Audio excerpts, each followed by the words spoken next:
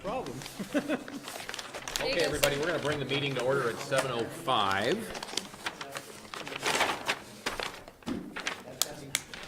Only if we can get the attention of our esteemed staff person over here. Oh, no problem. Okay, we're going to bring the meeting to order at 7:06. So welcome, everybody. We're up and running. Welcome, everybody, to the Town of Williston's Development Review Board for Tuesday, February 13th, 2018. Again, the meeting comes to order at 7:06.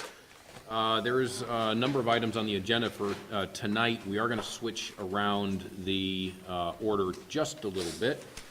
And we're going to start with a certificate of appropriateness, which is AP 18-0140 and HP 18-05 Williston Federated Church. Mr. Lamb is at the table, and if you would state your name and your address, sir. Anthony Lamb, 24 BB Lane, Williston, Vermont. Great, welcome. Matt? Okay, this is an application for a certificate of appropriateness. The applicant has also applied for an administrative permit from staff for the restoration and replacement of the steeple at the Williston Federated Church, 44 North Williston Road, or more commonly known as the intersection of North Williston Road and Williston Road. The applicant's proposal is to reconstruct some of the lower portion of the steeple on site and to remove and replace the upper portion of the steeple with a new reconstructed replica of what's there. This project was reviewed by the Historic and Architectural Advisory Committee both on January 29th and a return trip on February 5th to discuss the details of that application. I'll let the applicants describe a little bit about structurally what that replacement steeple is made of and looks like, but some of the HAC's concern with this project is that there are some, new materials, replacement materials, and that a significant amount of the wood on the steeple is proposed to be clad in copper that is then proposed to be electrostatically painted white. So there's a materials change there. Most of what's up there now is wood, and some of what is up there will be wood clad in white painted copper. The reasoning the applicant's given for that and that the HAC agreed with is weatherproofing of surfaces that are exposed to wind and rain, and an attempt to make this replacement steeple last longer than the prior restoration work. That said, the reason the HAC asked the applicant to return for a second audience with them was to clarify some details via a really extensive set of shop drawings the steeplejack has prepared, showing how the architectural detail on the steeple will be very, in my opinion, carefully replicated by the applicants. So the drawings that I have rolled up in front of me were not in your packet because I ran them through the scanner and it generated a file too big for my computer to handle, so I'm taking them back to do that again. But the preliminary work that's been done has been to take down fairly exacting dimensions of all of the various features of that steeple so that it can be replicated, constructed off-site, brought and swapped out for the existing one. And the HAC, after reviewing the details of the project, made the recommendation that a certificate of appropriateness be issued with materials, design, and location of materials as specified by the applicant, and that these drawings, as well as any as-built documentation and ongoing documentation of the restoration, be filed with the zoning administrator. So we'd like in the town to maintain a really significant file of what was reviewed and what got built and how. One of the HAC's concerns is when you deal with a materials change and maybe a more contemporary material, at least one member said, well, what if the guy down the street wants to vinyl side his historic house? And in the discussion we had with the board and the applicant, there are some really fundamental differences with, vinyl siding a historic house and doing what the church is doing here. Vinyl siding a house doesn't retain all of those dimensions and architectural features and other things. It tends to cover it up. This is a much truer attempt to replicate those. So with extensive documentation on file with the town and the applicant proceeding as proposed, the HAC is recommending a certificate of appropriateness to be issued by the DRB. Great, thanks. What would you like to add to that? Not much, except that this is I was thinking about it coming over. Our steeple was built and designed by the same architect who did the First Baptist Church in Burlington. Their steeple only lasted till 1920 before they clad it in copper. Ours has lasted almost another 100 years. But we want to do it for the same reasons they did it. The maintenance of wood up in the air in Vermont is just really, really hard and expensive. The proposal is any place that sort of is like a roof, like not the flat, all the flat parts, but the vertical parts of the steeple would be clad in copper in such a way that the detail that is there will be maintained. The pieces of the steeple which are underneath the beginning where the clock is down, that's the belfry, the slatted part, that would all be wood just as it is now, and the detail, the little curlies and stuff would be preserved. Okay. Any questions from the board? Yeah, what are they gonna do this? I wanna make sure I'm there to watch this. This is going to take place in June. It's on sort of because they're doing the work inside, one of the benefits, they do it on a spit. And if you, on our website at steeple.org, you can see the spit, and we're going to add more stuff because it's fascinating. I love being over there watching. They have a big granite shed. They do it on a spit. They rotate it when they want to work. So they're in the dry and the warm, and they can, so they'll be able to crank it right out. With care, though, with care towards the historical detail, of course. So what will be will it still be white when you're all finished? Yes. The copper will be white? How Yes. does that work? They electroplate it. I don't know the details of how they make it stick, but they do. There's a specific process they follow. If it happens on a Wednesday, if you were there on Tuesday and came back on Thursday, it would look exactly the same. You wouldn't be able to tell the difference, except on Thursday it would be clean and white, and on Tuesday it would look really crummy like it looks now. But the detail would all be there. I don't believe that, especially from the ground, you'd be able to tell the difference. And I think even up close, you'd be hard pressed to tell. The copper work that Joss, who's the man who does their copper, does is just superb. Very detailed.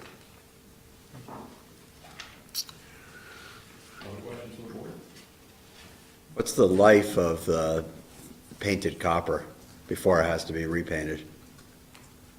Assuming it doesn't get struck or something, we're having conversations about that, probably 50 years at least. It's more likely to,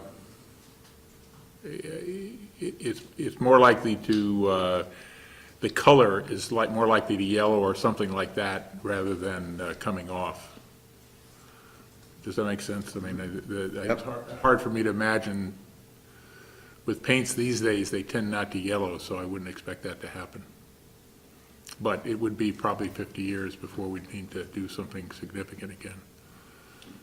With it being metal instead of wood, is it going to be more likely to attract lightning?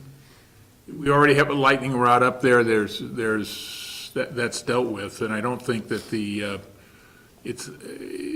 we don't anticipate that to be a problem. I mean, Burlington there are any number of copper spires around, and they don't seem to draw more lightning than other ones, so it's not known to be a problem. Our steeplejack has done 150 steeples out throughout New England, and if it were a problem, I think he would have brought it to our attention. We haven't specifically talked about it, though.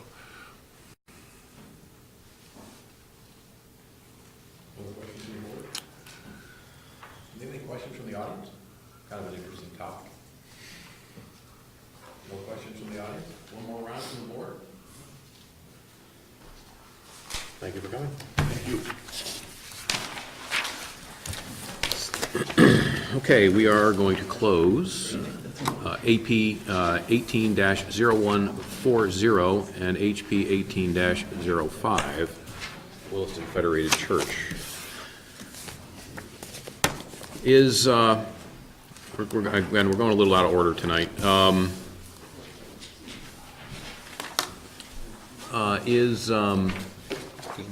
Ben Avery, are you around? I'm not seeing you. Anyone here from Northridge Residential Subdivision? Not yet. Okay, all right. What was that? Scott, I'm not sure anybody is going to come. Oh, is that right? You told them not to come? Okay, I guess I missed that part. So you want to open it and continue it? Yeah. Okay, so we are going to open DP 17-01 North Ridge Residential Subdivision at 7:15. Mr. Bellabo, floor is yours. Thank you. So this is a request for a discretionary permit for 40-unit residential development in the residential zoning district. So the board may recall that a public hearing was held on January the 9th. As part of that process, the board decided that the item would be continued in order for the applicant to submit revised plans. Staff was going to get a legal opinion on the applicability of any covenants of the homeowners association, as well as get some additional information. So the applicant did submit a set of revised plans. However, Public Works was sending out the plan set to their outside consultant because of the complexity of the public utilities. And we just learned last week that there were some key information, like all the stormwater calculations, had not been provided by the consultant. So I informed the applicant, Ben Avery. Needless to say, he wasn't really pleased about that. But it also meant that Public Works wasn't going to be able to get their review completed by their outside consultant. So we would not be able to get the comments from the Public Works Department. So we informed the applicant that we would continue it till at least March the 13th, assuming we get all of the information. We also informed all the people who had come to the previous public hearing by email, as well as there were 2 notices in Front Porch Forum. Some of you may have seen that the Northridge application wasn't going to be taken up tonight. So we reached out to everybody to make sure that they knew what was going on. So our recommendation is that this item be continued forward to the March 13th meeting. And that, of course, assumes that the applicant gets all the information in a timely fashion so we can all complete our review. Okay, all right. Board okay with continuing it to March 13th? Okay, all right. Okay, so then again, let the record show that DP 17-01 will be continued to March 13th. Okay, back to the top of the schedule. Next up is DP 09-15, Amendment Number 1, Allen Brook Development, Inc., Master Sign Plan.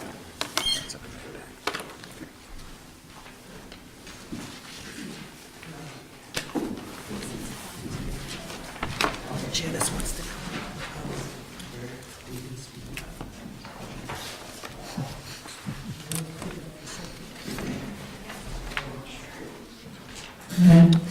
And we're going to bring the hearing to order at 7:18. Valentine's Day is tomorrow.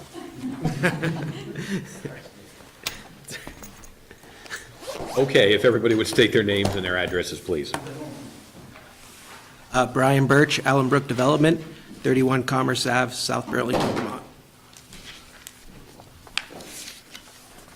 Tom Longstreth, the Executive Director of Resource, currently in Burlington, planning to move to Williston. Do you want my home address or 3590 Stage Road in West Bolton, Vermont?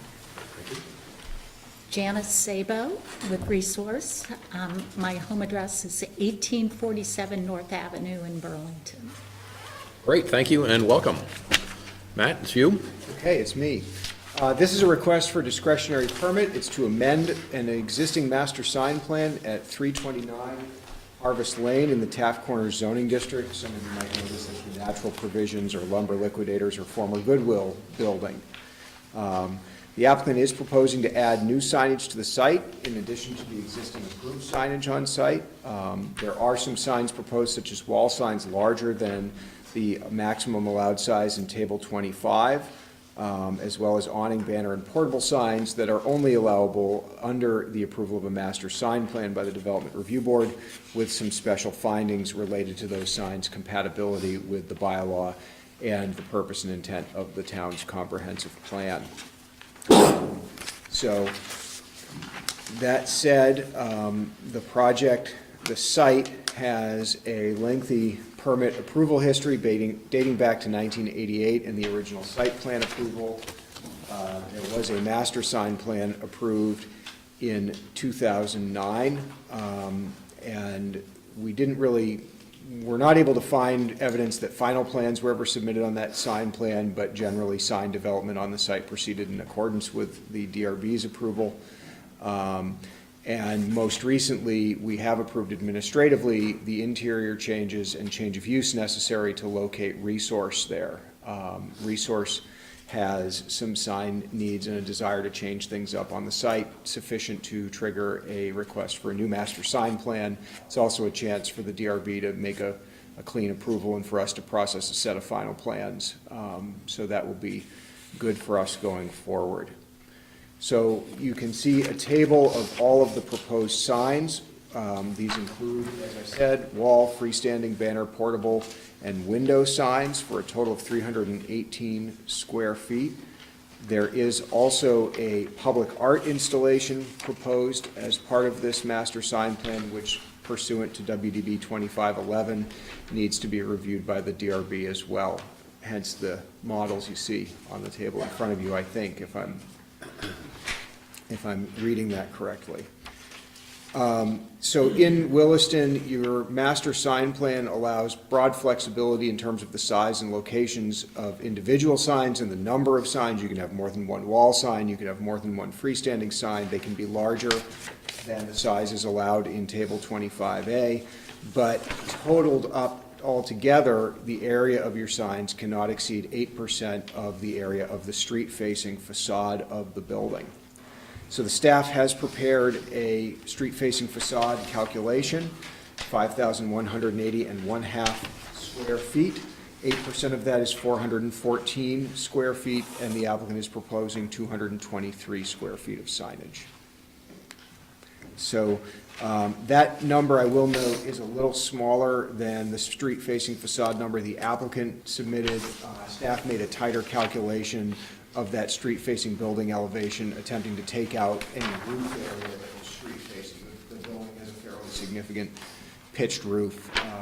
Staff just dialed it down to only include the wall area facing the street. And that's discussed in your report. Finally, there are some signs, like I said, that are larger, including wall sign B4, 32 square feet, which is larger than 24, and again, that can be approved with a master sign plan with findings as drafted by the staff. The other recommendation staff is making related to signage is that some further specifications on sign lighting be provided by the applicant. Williston does not allow internal illumination and only allows fully shielded downward-facing sign lighting where required. So that would need to be part of the final plan. And then maybe the fun part, the part the DRB doesn't see very frequently, the proposed public art. This is a proposed 12-foot tall sculpture on a 10-foot wide concrete base. Our staff report says that more details will be presented at the hearing. I think we'll hear about that from the applicant. There has been some discussion between the applicant and the staff about potential ability to illuminate the art.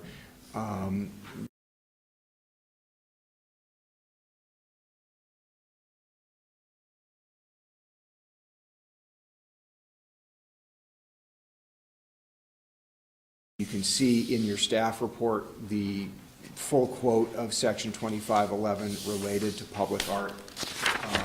And as I said, we're not necessarily regulating taste or freedom of expression when it comes to art, but making sure that we're not creating a hazard to drivers, cyclists, or pedestrians, and that we're understanding it as, working within the site plan.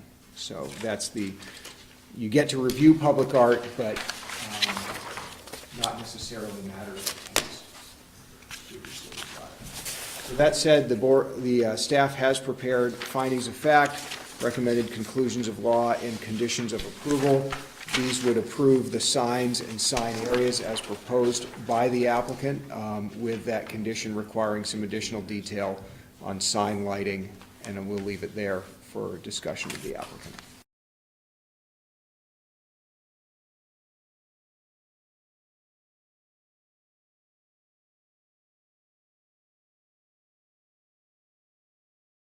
where, just before we get going, I know two pieces of art on the desk, I'm assuming that's what that is, but I'm only seeing on the site plan one location.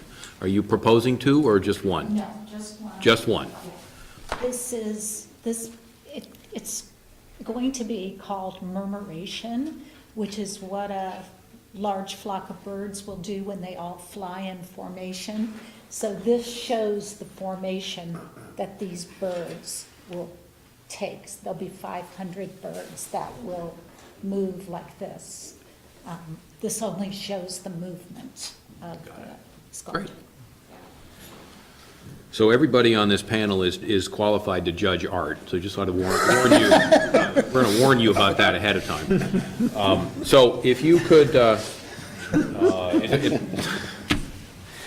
you can't add levity to this board, you shouldn't be here. Anybody cares, this sort of shows what a murmuration of birds would look like. Okay. So Matt gave us all the rundown. What would you like to add to Matt's opening statement? Just a little quickly, Resource is a nonprofit organization that has, people may know us as Recycle North. A lot of people don't get the new name, but part of the reason we wanted to do a public art installation was to try to speak to the values that the organization has around community, coming together, and about art and creating fun. You know, we want our location to be fun. People come to us for goods, but they also come for job training to get skills that they can go on and get work, become employed. And we're also faced with the challenge of we're relocating after 20-some years on Pine Street. And so an art installation, the thought is that we would have a permanent location for a significant sculpture that would rotate, would change periodically.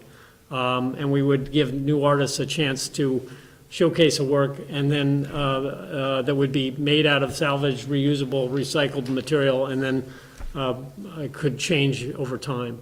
And so the idea is this is the first one that we would put there, but we would hope to have chances for other artists to demonstrate and showcase their work.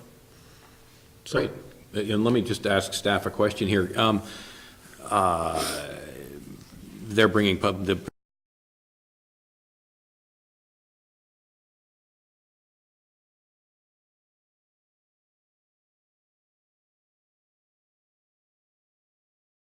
Not necessarily. What's important is there's a distinction between what's a sign, what's public art. So, you know, there are. So we don't want the birds to spell out resource. Right. There are cases where what somebody says is going to be public art is really a Bob's Big Boy, by example, or a giant red lobster. And in reviewing any sort of site features, including other things like architectural features like awnings or ornamentation on buildings, what this board's done in the past is looked to see that there weren't any elements of a corporate logo or identifiable sort of shape or figure to it, so that the shell gas shell can't be called art. It's part of their signage. Or the sheaf of wheat at Panera Bread was originally proposed on the awnings, and the board said, well, if you're going to use that on the awnings, we have to call them signs. We have to calculate it in this way. So there is a limit. How the board wants to handle the changing out of art, I don't think that's, we've only dealt with what's been understood to be permanent installations. Single installations. I don't know if you want to turf it to the staff to see it, or if you just want to, have a condition that the an art- occasional drive-by to make sure that they're not self-promoting is probably all we probably need to do.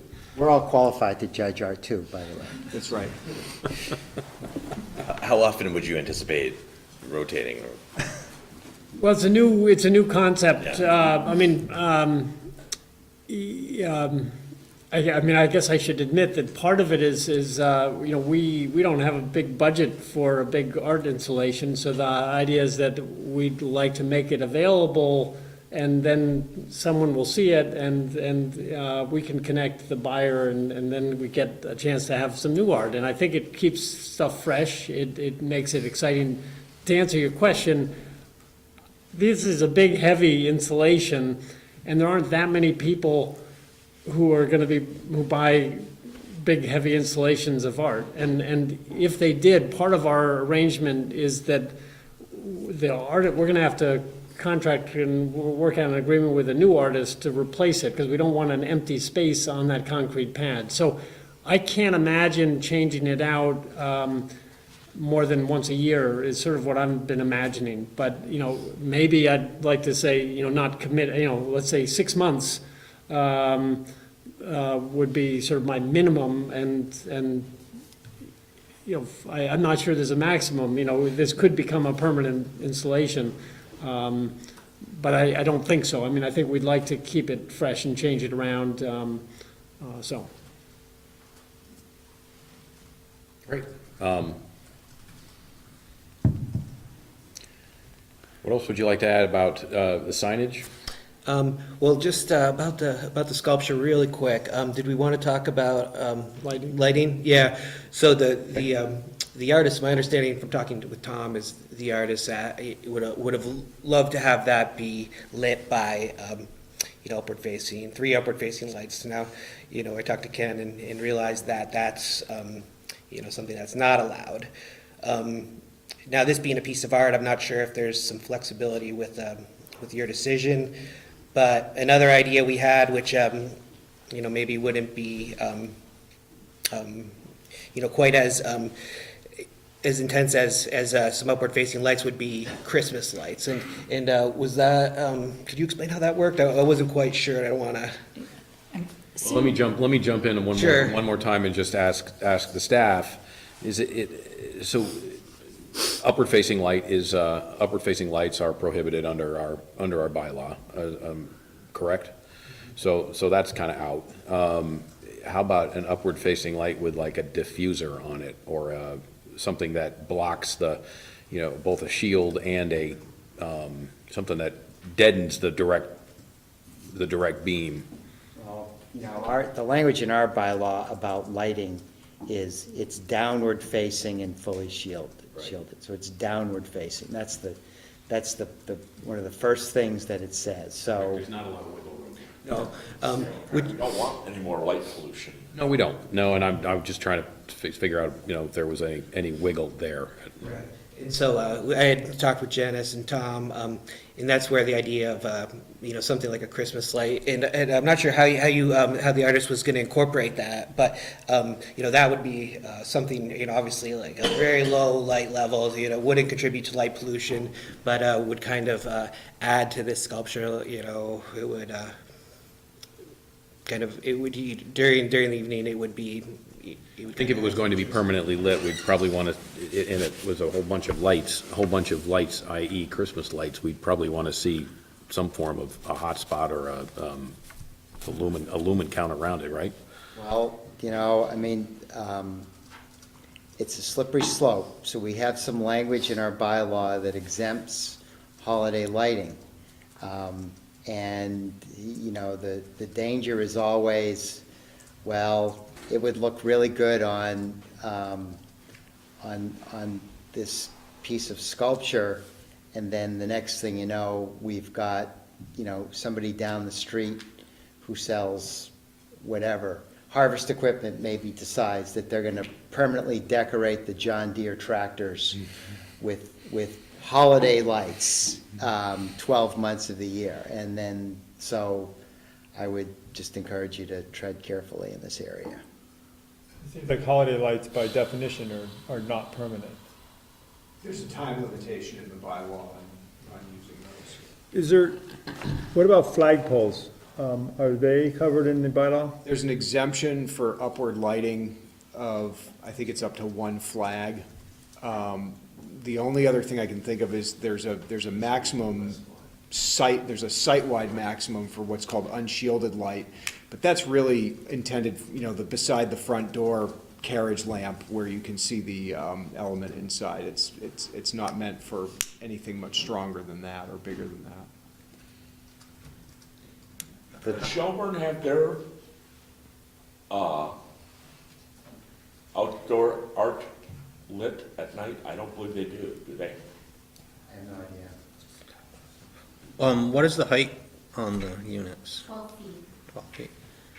Have you thought about a downward facing with reflective material underneath to light them from that direction? Right.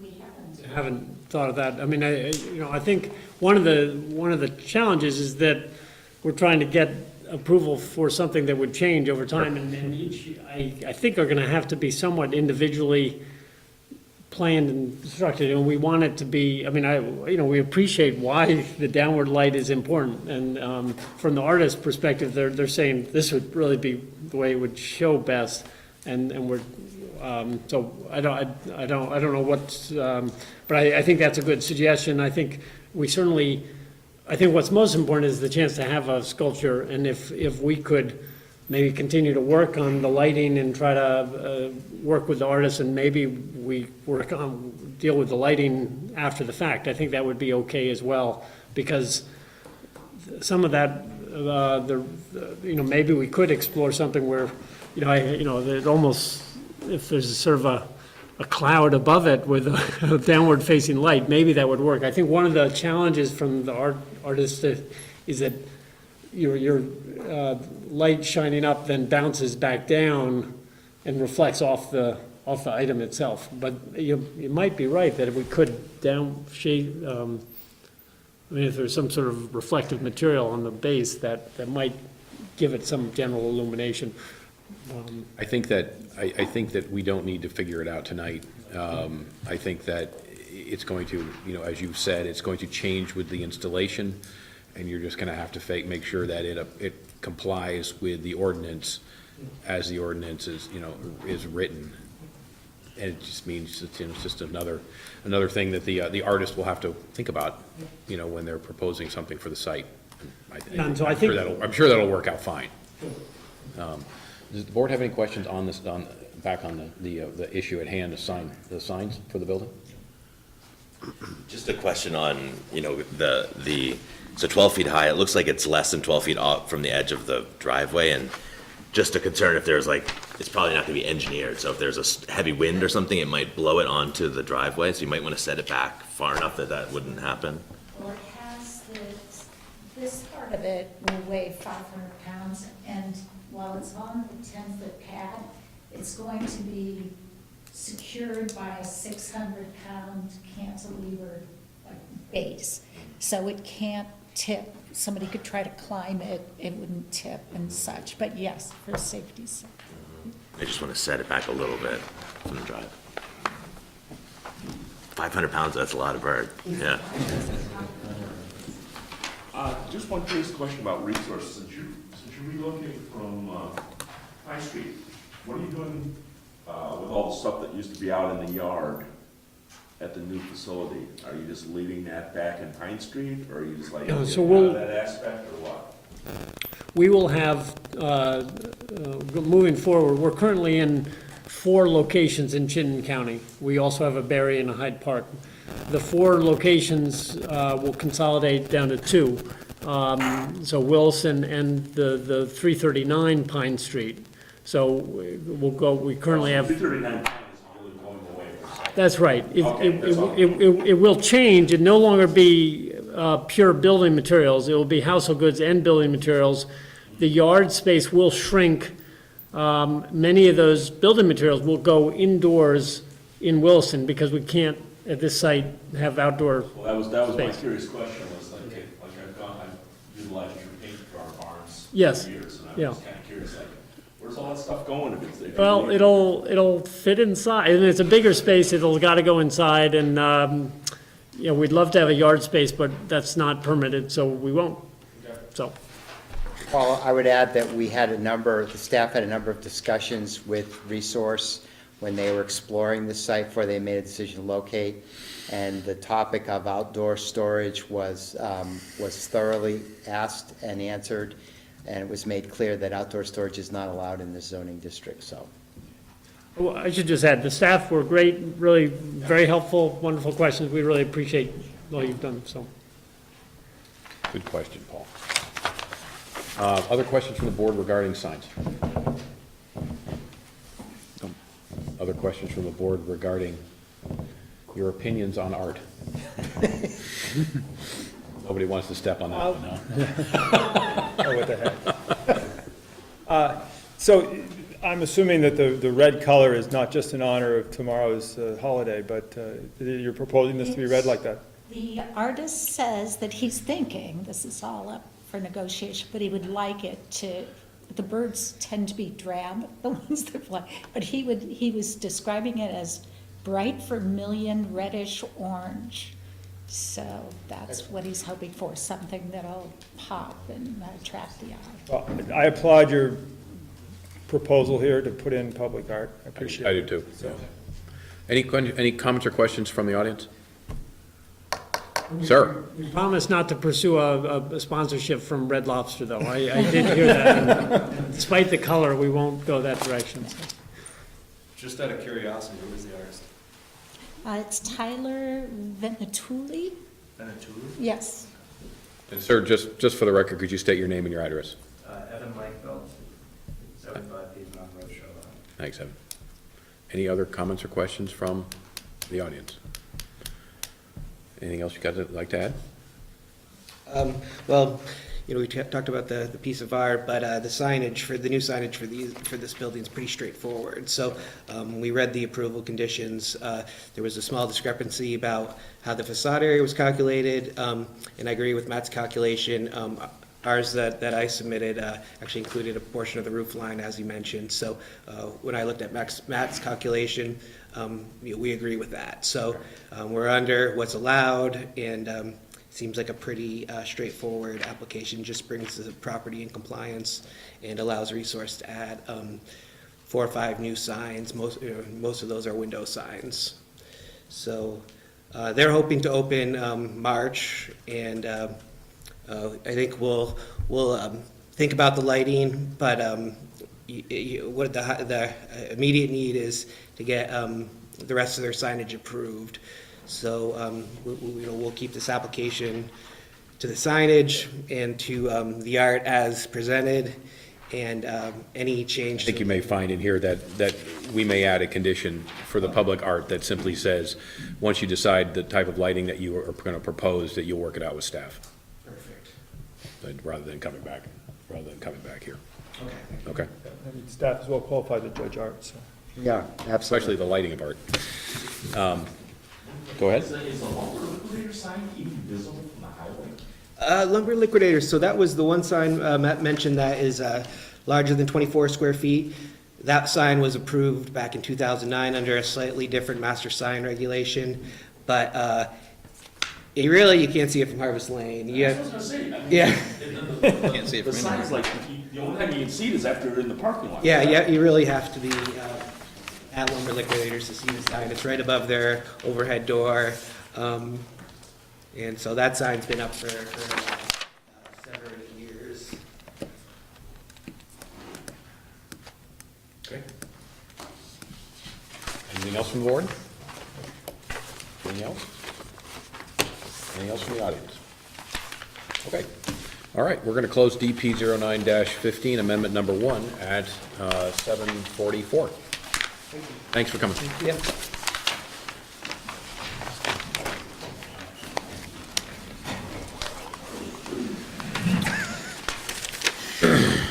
Okay, next up is DP 18-06, Vermont Hotel Group LLC. Come on up.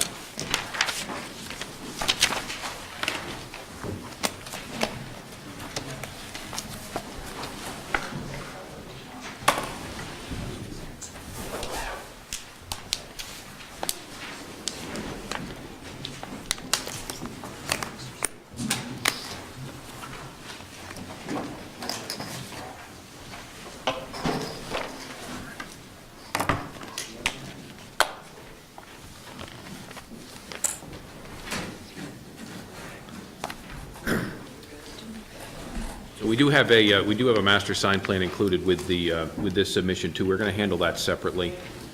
So initially, as of right now, we're going to open DP 18-06 Vermont Hotel Group LLC at 7:45. There. And welcome, if you would state your names and your addresses, please. I'm Abby Derry. I am at Trudell Consulting Engineers, 478 Blair Park Road, Williston. Steve Galder, G4 Design Studios, Architects, 77 College Street, Burlington. State your name one more time. Steve Guild. And I'm Jeff Galler, Trudell Consulting Engineers, 478 Blair Park Road. Great, thank you, and welcome. Okay, so this is a request for a discretionary permit for a proposal to add a hotel to an existing developed site in the Business Park zoning district. The site is currently developed with a building including retail, office, and warehouse uses. You might know it as the post office at the corner of Blair Park Road and Williston Road. This project was reviewed by the Development Review Board on November 14th of last year as a pre-application. DRB did adopt some recommendations at that hearing, and my staff report does review those recommendations and the applicant's response to them. So briefly, there were some comments made by the fire department. The applicant has responded to those and obtained further comment from the fire department. Same for public works comments that were made at pre-app. There are new comments related to the discretionary permit. The applicant was required by the DRB at pre-application to provide a traffic study. They have done so, and it's discussed further down in this report. The applicant was asked by the DRB to provide shared parking calculations and has done so, and that's part of our report as well. There was a recommendation about site-wide compliance with the Williston Development Bylaw. That's certainly something we aim for in reviewing a project of this scale, and the applicants provided numerous pieces of information and revisions to the site plan in an attempt to comply. The final recommendation the board made at pre-application is probably the biggest one. It states the board is concerned with the massing and visual impact of this building from the street. The board requests the applicant show how this building fits into the context, including options such as siting the building parallel with Williston Road, stepping it back from the street, or incorporating the top floor into a steeper roof. The applicant's proposal, which is in your packets and in front of you tonight, is still for essentially a 52-foot high building. The applicant has worked on the exterior materials, window arrangement, roof line, and minor changes to the footprint in an effort to address the DRB's concerns, and I would anticipate that a lot of that will be up for discussion with the board tonight, what those responses look like and how the board sees them in light of that recommendation. I'll set that aside for the moment and just go through some of the other elements of the staff report. The applicant is proposing to construct this new building for a hotel use. The proposed building is going to accommodate at least 30% of its projected parking demand in a structure underneath the building. Doing so under the provisions of the Business Park zoning district in Williston does allow for a height incentive over the normal 36-foot height limit up to a maximum of 52 feet above average finished grade, and that's about where the applicant is proposing to land with the building height as shown. The applicant is also proposing site work beyond the building to make changes to the parking, vehicle circulation, pedestrian walkways, and green spaces on the site. There's a higher level of detail required when an applicant comes in with discretionary permit, so there's a number of elements of this report looking at some of those pieces of the bylaw the applicant has to address at this stage of review. The first one is outdoor lighting, and I've prepared a comparison of the applicant's lighting plan to the town's lighting requirements and find compliance on all aspects. That includes the brightest single point on the site, the total amount of light on the site, the average amount of light in areas to be lit on the site, as well as the uniformity of areas to be lit. So in all of those aspects, the applicant's lighting plan does comply with the standards of the Williston Development Bylaw. Setbacks and landscaping on this site are predominantly controlled by the town's landscape buffer requirements in Chapter 23. There are a number of buffers of different widths and configurations available where we have a retail service commercial use like a hotel that is adjacent to a bunch of other retail service commercial uses, as well as two public rights-of-way, Williston Road and Blair Park Road. The applicant is choosing where the project abuts another business to go with a type 3 informal plantings buffer 9 feet in width, which is allowed by the bylaw and shown on the applicant's landscaping plan. This would be the buffer between the proposed building and the existing Ashley furniture building. Two other sides of this four-sided lot, front on Blair Park Road, and the remaining side is on Williston Road. In all of those cases, street trees or one major tree approximately every 30 or 40 feet is either in existence or proposed in compliance with the street frontage requirements in both Chapter 23 and Chapter 26 of the bylaw titled Street Trees. Moving past the landscaping requirements, there are also parking lot landscaping requirements. The main requirement here is that a minimum of 5% of the parking lot area be provided as landscaped islands. The applicant has several landscape islands proposed to be added to the reconfigured parking lot in compliance with that standard. I've already addressed street trees. There's no outdoor storage or outdoor display of goods for sale proposed as part of this application. Access to the site is proposed to remain the same as it is today. There's a number of curb cuts on Blair Park Road. There's no direct curb cut onto Williston Road. None of that is proposed to be changed. In terms of traffic, the DRB did require the applicant to submit a traffic study following pre-application review. The applicant has provided that to the staff, and we've provided it to you. And that study predicts an added volume of 50 p.m. peak hour vehicle trip ends to be generated by the site, more or less 25 trips in, 25 trips out. Williston uses the p.m. peak, the busiest hour between 4 and 6 p.m., on the adjacent public street as its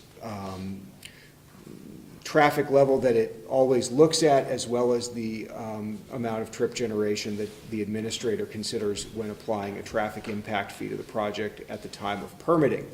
That traffic impact fee is not an element that's up for discussion at the DRB. It's established by the administrator when someone applies for a permit, but those are the trips that have been represented to us by the applicant. In terms of parking, adding a hotel to this site does generate demand for additional parking that would mix in with the demand for the office, retail, and warehouse uses that are already on the site. The staff has prepared a calculation of parking demand and found a total required number of parking spaces of 169. The applicant is proposing a total of 132. And that's following both a discount for being proximate to transit. CCTA does run service up and down Williston Road, as well as the results of some of its shared parking calculations. So there's a reduction proposed there by the applicant. Otherwise, in looking at required ADA handicap spaces, outdoor bicycle spaces, long-term bicycle spaces, and end-of-trip facilities, the only thing I noted there is if you start with 169, you come out to 10 outdoor bike parking, or sorry, 13 outdoor bike parking spaces. The applicant's got 10. That does relate favorably to the applicant's provided parking of 132. If there needs to be 3 more bike spaces, that's a fairly minor ask for the DRB to make. So as I said, there is a shared parking analysis submitted by the applicant. That would reduce the 169 down to 147. If they were to subtract a full 20% from that for being near transit and providing a discount bus pass program to employees, you could get as low as 118. The applicant's not proposing to go all the way down to 118, but landing at 132 proposed spaces on the site. Staff recommends that that would comply with the parking requirements as they exist in our bylaw. As Scott mentioned, the site is proposed to and does house multiple tenants, and as such, there is a master sign plan and a master sign plan that needs to be amended as part of this application, and that's reviewed under a separate staff report with its own conditions and motion for approval. We can go over that following this review.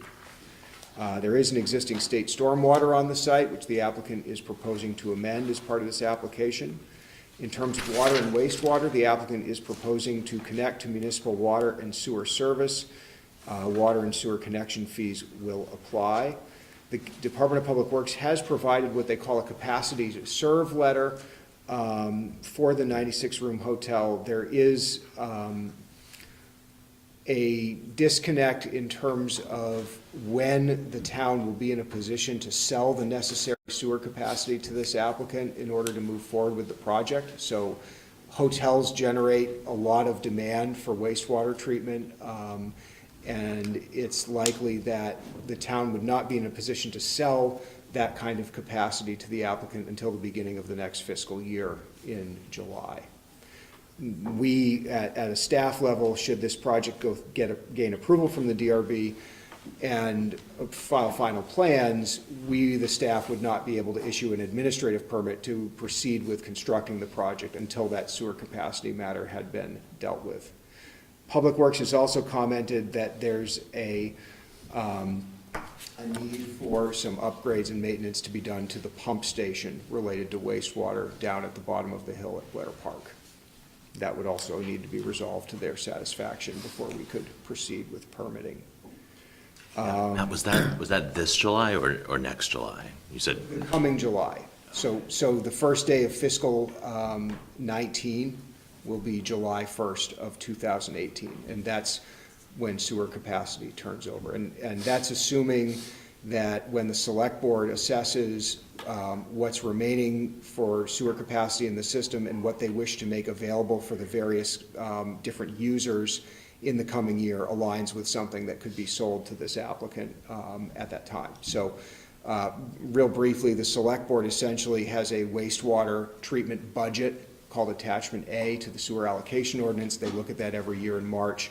They look at how much capacity's been allocated, how much is in use, how much is available to be allocated, and they look out over a lengthy time horizon and then decide how much to make available in the upcoming fiscal year. So that happens in March, related to what will be made available starting on July 1. So that's sort of outside of the scope of review, but it's another thing that has to happen for somebody to move forward with a project that connects to those services in Williston. And the only reason why it's coming up now is because, so the estimated amount of capacity they need is 12,000 gallons a day. That's a huge amount relative to amounts of capacity that are given out in our system. So in the normal course of events, it never comes up for discussion here because it fits neatly within the protocol that we have already. In this case, it's a big amount, and there's not enough capacity available in this fiscal year to accommodate the use, so they'll have to wait till next fiscal year. Did it not come up on the previous hotel because there's some allocation for Finney Crossing as a whole? It did come up, and they needed 10,000 gallons a day, and they got 10,000 gallons a day under a category called Encourage Specific Development, which requires specific select board approval. So, as Matt alluded to, the select board puts a certain amount of sewer capacity in what's called Attachment A, and that's all that's available for the staff to give out administratively over the next fiscal year. So we go year by year. And then so whenever it's unusual that we get an outlier like this with a big usage, and if there's not enough allocation that's available this fiscal year, they would have to wait until the next fiscal year. So I didn't totally, was it because the other hotel came in first, they got the allocation before this? Yeah, to some extent, it's a timing issue. Yeah, okay. The criteria for staff is that the hotel at Finney got allocation because they came in and requested allocation after they got their permit approved. So at the staff level, we're not going to give out sewer allocation until somebody gets their permit approved. So So this request, it's premature. I mean, you haven't made a decision yet on the permit yet. So. A few other things about the site. Utilities have been shown in compliance with the bylaw, as well as snow storage areas, and there's a recommendation there that landscaping in snow storage areas involve salt-tolerant species that can handle having salty snow be plowed over them a few months out of the year. There is a place for solid waste handling, or several places for solid waste handling, i.e. dumpster enclosures shown on the site, and those are proposed to be shielded and screened in compliance with the bylaw. The project in the Business Park zoning district, unlike some of our other Taft Corners zoning districts, like Taft Corners and mixed-use commercial, mixed-use residential, you don't have the infamous 5 of 9 design criteria or the 3 of 8 criteria that the board might have some experience with, remember going through on a project like CVS or Town Fair Tire. However, the Business Park district is within the town's design review district. And so that means that all of the requirements of Chapter 22 need to be met. It also means that the project receives a review by the town's Historic and Architectural Advisory Committee under those criteria, and that committee makes recommendations to the DRB related to the requirements of Chapter 22. So I've quoted all of those Chapter 22 requirements for you. That's a checklist we use when the HAC reviews these things, and I'll go over some of the specific recommendations they made about the building and the discussion they had back on January 29th. So under 22.3, architectural design, form, color, and materials, the HAC was shown some samples of the gray metal siding element that's shown on the building. It looks like darker gray on that. Yes. And they saw a sample that was fairly shiny, and they said, is this going to be shiny like this? The applicant said, no, it's a matte finish. The HAC recommends using a matte finish on that siding element. In relation to 22.3.1, respect to the context, the HAC looked at the stone element along the base of the building. And in coloration, they saw a sample that was a little darker and a little more variegated than they thought might fit in. They were recommending trying to go with something that was coherent to the stone element on the Ashley Furniture Building just up the hill. So if you were to go look at that building, you see kind of a gray, lightly variegated composition stone application there. They liked that. Form should follow function. Building facade should reflect true building form. There's no false fronts or anything like that on this building. Provide enclosure. Any streets and outdoor spaces like urban parks function best when surrounding buildings are tall enough to provide a sense of enclosure. Construction of multi-story buildings is encouraged. HAC didn't find any need to add recommendations to gain compliance there. In similar light, the 22.3.4, size outdoor spaces properly. There was no recommendation by the HAC for a condition there. Use a variety of colors and materials, but with restraint. A lot of terms there, but in general, that the building should use a variety of materials and not be monolithic, but not look slapdash or sort of gaudy. HAC did not feel there were any conditions necessary on that. Avoid dead walls. So there's an intent here that there shouldn't be big expanses of blank walls with no windows, no doors, no features on them. Being a hotel, this building is proposed with windows on all 4 sides and doors on several of the sides. The HAC did recommend that in conversation with the applicant, the size of the windows on the street-facing elevation, which is one of those short sides of the building, that those windows be increased in size to the double window size used on the remainder of the elevation to give the building some more presence on Williston Road. No use of reflective materials. The HAC didn't see any of those being proposed. Placement of doors and windows is important under 22.4. There was no recommendation for a condition there. 22.4.1 is about marking building entrances, using architectural features so that an entrance or a door on a building looks as a door from the street. In looking at that US 2 or Williston Road facing elevation, there's a door with a small roof element over it. The HAC recommended making that a little more significant and using some support columns down to the ground around that roof to help highlight that entrance that will face out onto Williston Road, even though we know it's a secondary entrance to the hotel itself. Under relationship to the street, there were no further conditions there. We have a criterion called protect building entrances. Basically means that, if you're going in or out of a major door, you're protected from sliding ice and snow and rain, and there are roof elements over those doors. Protect building entrances from conflicts. You shouldn't have to walk past the dumpster to get into your room or your apartment. None of that is evident on this site. Principal entrances need to provide airlocks, so you go in one door, you're in some sort of a foyer, and then you go in another. This is, energy efficiency, environmental consideration as much as anything. The proposal complies with that. Use doors and windows to provide a strong but compatible visual pattern or rhythm. There should be some consistent spacing of windows and doors across the building elevation. The HAC found no need to add any additional conditions to gain compliance there. Shield light spill from windows, not generally a problem with the levels of interior lighting that most hotels have. Use pitched roofs. The project is proposed with a pitched roof. Consider sliding ice and snow. Again, entrances are protected from sliding ice and snow by roof elements or dormers. Use compatible colors, forms, and materials. The HAC felt that had been essentially addressed in some of their prior comments related to the materials. Hide roof drains. We don't see any visible roof drains on the structure.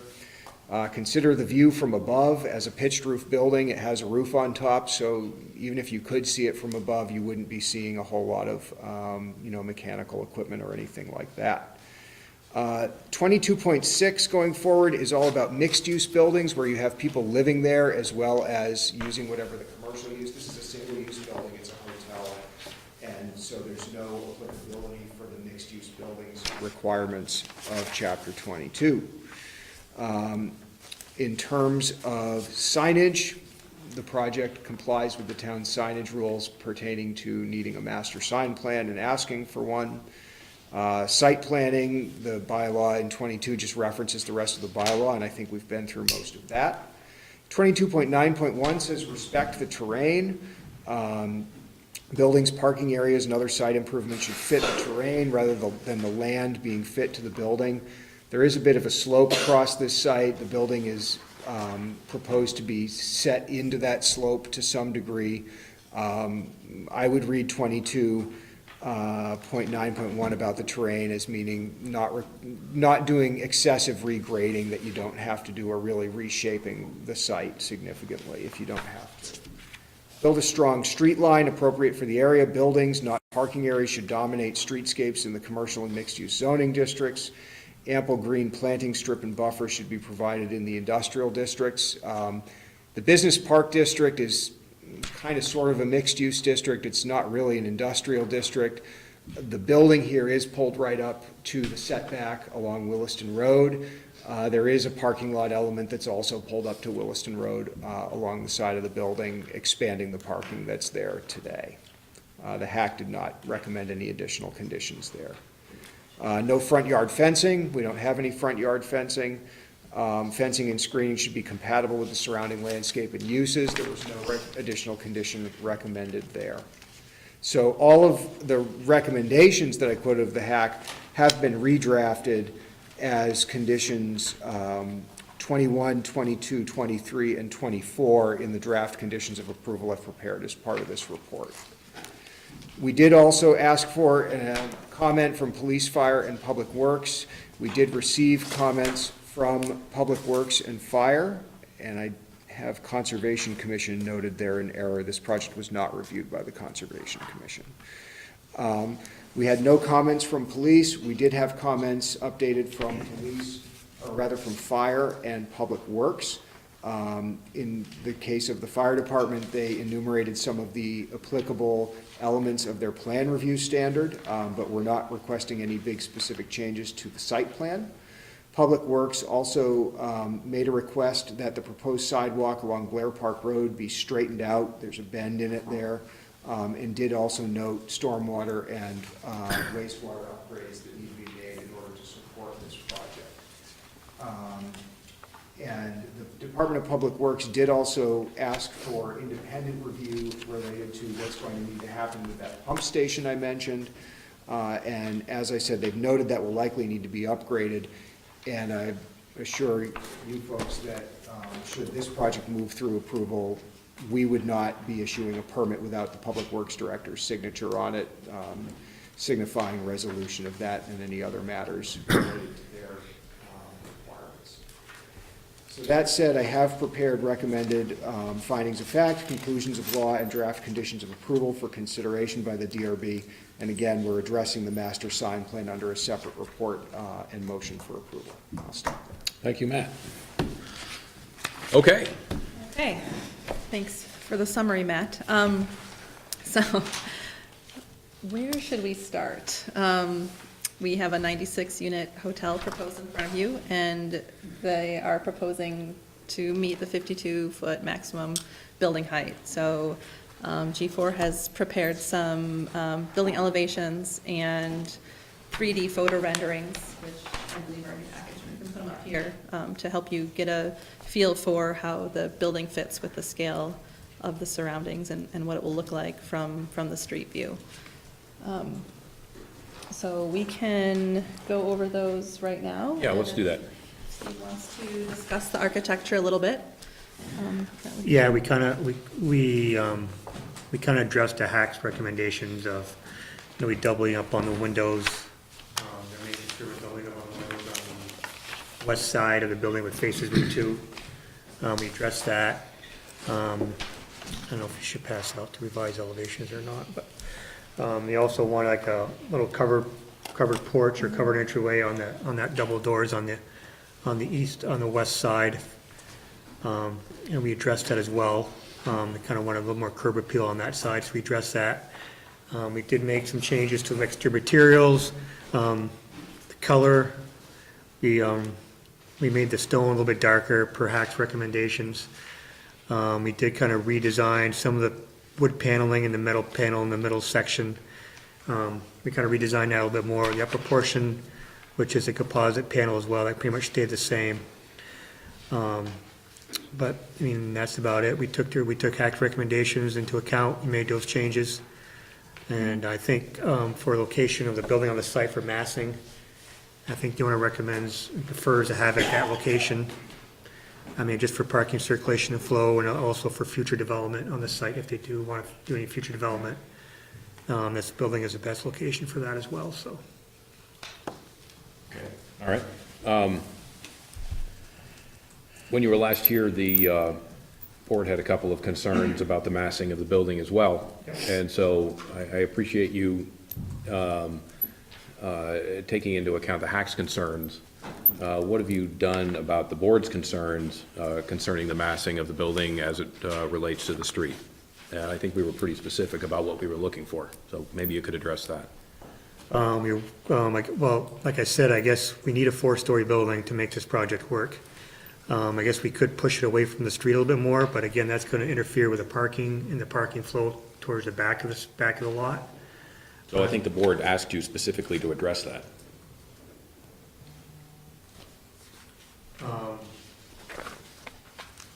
We just feel that's the best recommendation for it, but, I mean, does the board want us to push the building away from the street more further, or? Are you asking me, or am I? Or asking the board, yeah. Well, I think the board was pretty clear, so how did you address it?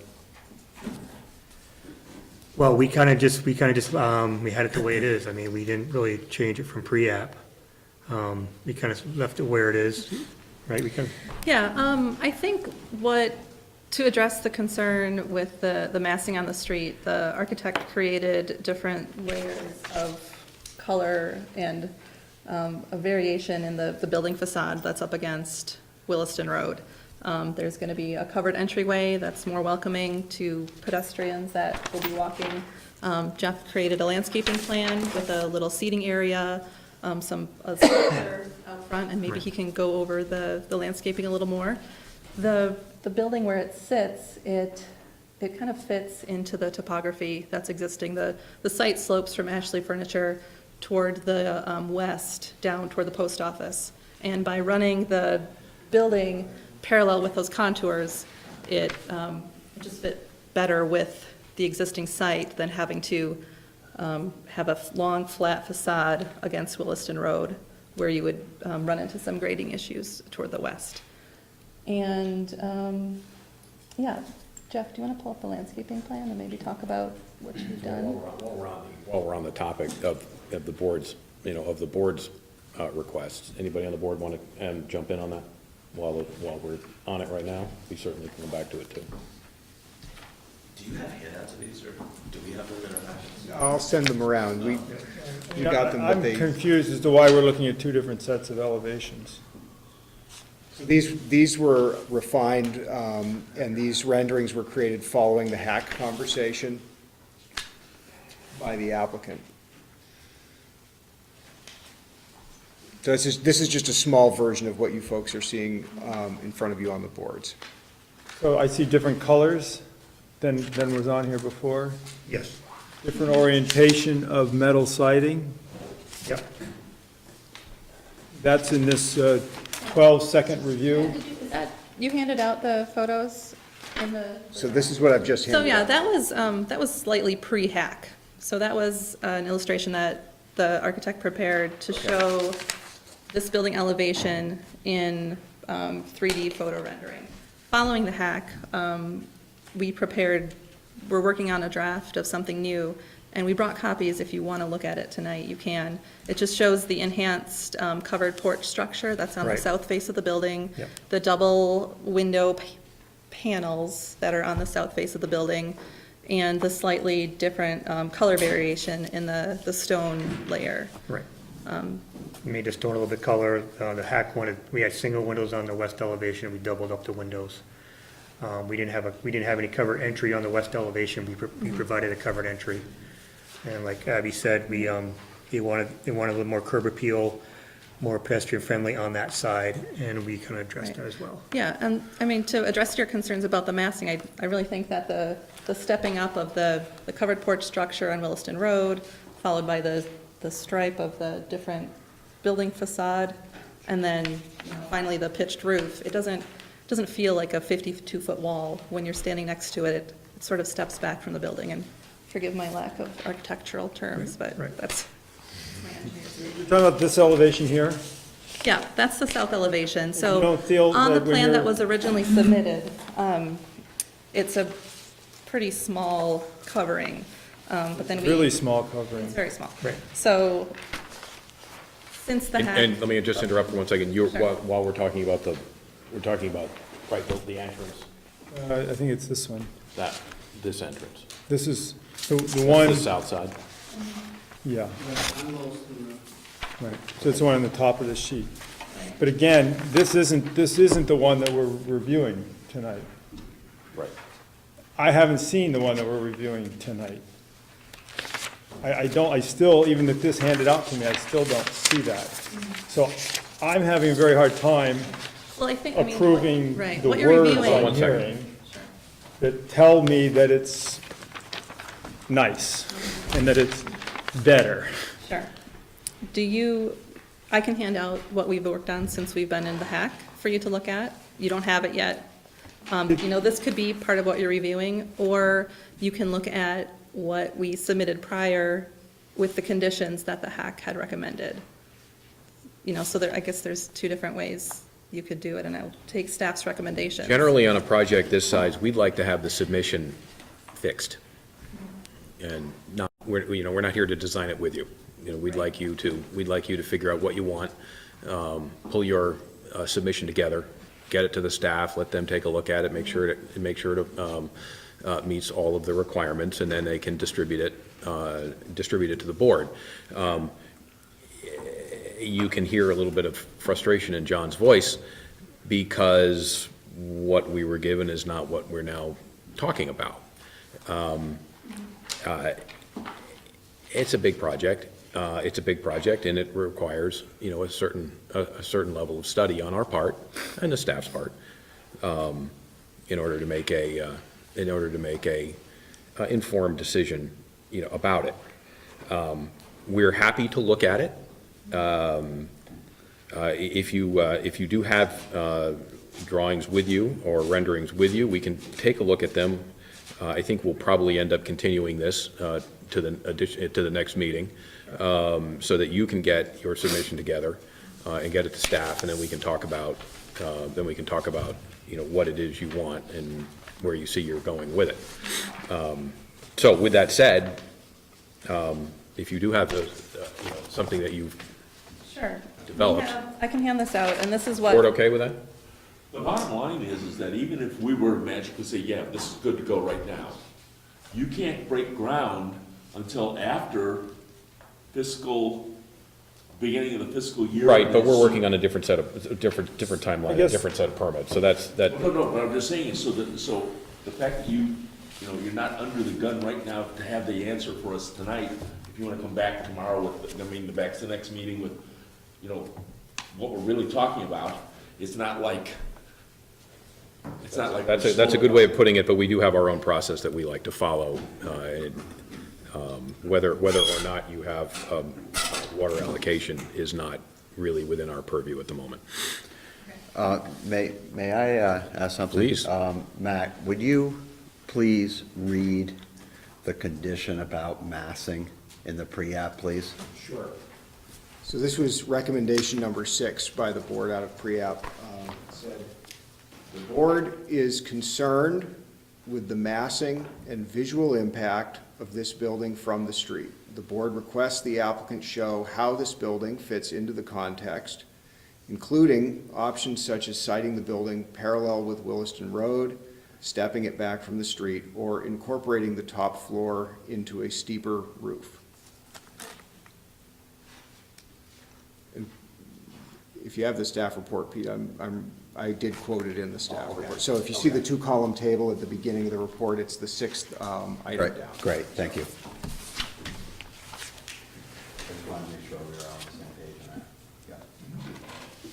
I guess, Scott, you asked whether we're good with having them pass out the new elevation information. I'm fine with getting that. I'm gonna have a hard time really evaluating that, I think, in this short time frame. What I want to know is make sure that we've got complete set of new plans, though, because are the floor plans changing at all? Are the window locations, are the window sizes changing? So if there's any plan changes or site plan changes, I'd like to get all those at once. I really don't want to kind of reevaluate this and then find out there's another little change over here that we have to reevaluate at another time. Okay? I'm just saying, I think it's not ready for prime time. Okay. We're here, the hearing's open. While we're on the architectural side of it, we're looking at the renderings. Does anybody have any general questions that they'd like to ask the applicants? Yes. David? On the south side, the side facing 2A, I usually try not to weigh in on aesthetics, but it struck me that it might break up the gray band to use a band of the wood kind of down the middle. You've got 3 rows of windows. Yep. In my head, at least, it looks good. I don't know if it would look good on paper, but that was just a thought. All right, sure. It looks like in the sign plan, there's also a sign, a Williston Hotel to go on this facade as well. Both east, west, and south side. Is that correct? David, if we're talking about signs, let's save that for the master sign plan. Well, I think it would be, because you're showing it in the renderings for the the long ends. So I think it should show it on the south, on the 2A side, if that's the proposal. Okay. So are these the plans that the hack had? They are.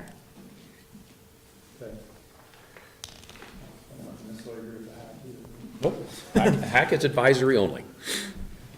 I'm a little confused. They didn't say anything about does form follow function here, in that I think what I'm looking at here are the exact same windows on the entire building, including offices, lobbies, whatnot, that are the exact same windows as in the hotel rooms. And so therefore, there's like the exact same amount of glass and fenestration on the ground floor, which is the public floor, which is the public spaces, which frequently, I think you see, have a lot more glass. It might be a way to differentiate that. I mean, what, I look at this, I see this as an opportunity in the future to get rid of all those public spaces and put in more rooms. If the, if the rules ever changed enough to allow you to do that. And so I look at this building and I couldn't begin to tell you where, I think on the plan it says there's a great room in here somewhere. Well, I couldn't begin to know where that is on here. And that seems like a good public space that you would want to interact with the outdoor spaces. Okay. That's one comment I have. The other one, which gets back to this whole Route 2A piece. This is feeling a lot like pre-app, but. Yep. We're trying hard in Williston to create walkable neighborhoods, districts, places where people who are living here can ride bikes and walk and whatnot. And I don't see this building catering to anything other than vehicular traffic. And I recognize that people staying in hotels drive there. But they may want to walk to some of the stores, they may want to walk to the movie theater, they may want to walk to some of these other places that we're at. And yet I see only having to walk past cars and parking lots to get there. And you've got this wonderful opportunity with this facade that's right on Route 2A, right on the multi-use path, that you will enter the building into the fire escape stair and into a hallway that goes past a half a dozen rooms before you get to the lobby. I view that as a missed opportunity. And I don't see it necessarily compatible with the goals, I think, from a planning standpoint, that I understand the town to have. That's my biggest concern here. And that's why I keep talking and asking about that facade of the building. I mean, 52 feet is allowed. I don't have any problems with that. I think you started to mix the materials nicely here. Porte cochere is fine. The letters are too small, but I think there's a few things there that make this from a potentially nice project to one that I'm not very sure about right now. Anyway, I'm done for tonight. Is that end of the building where you mentioned in the plans that you were having a small wall with seating area and everything else, is that where that will be? It is, yeah. Yeah, and I guess I'd like the chance to go over that, to present that to you and show what we're thinking for that. We can do that. Just hold on one second. Let's go around the board. Anybody else on the board? Comments? David, looked like you had a couple of ones.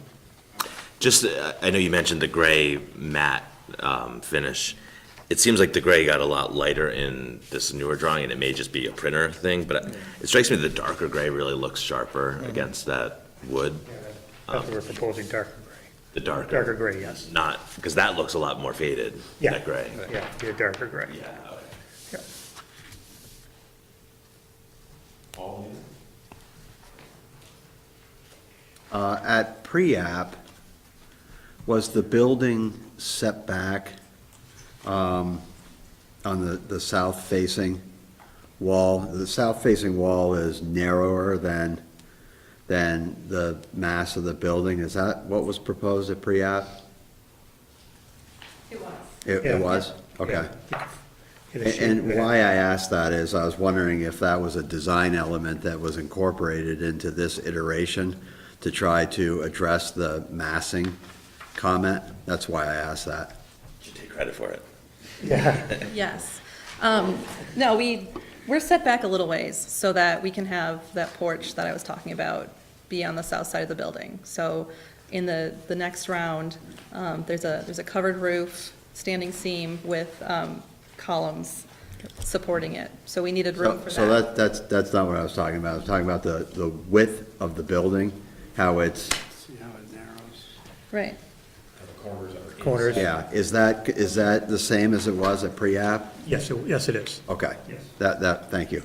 I was wondering if you did that to reduce the massing from. Well, it does 2A. help on the massing, but, it helps with it, but that was from pre-apps, but yes, it does help on the massing as well in that corner.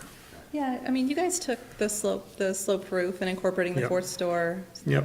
fourth story into the, Right. We tried to bring it down as much as we can for the massing, yes. yes. Okay, anybody else? Any questions from the audience? Okay, so go ahead and, why don't you walk us through? Okay, so first let's start with the landscape plan, because I think that can address some of your concerns with what's going on the south building elevation. And I will have Jeff talk about that entry.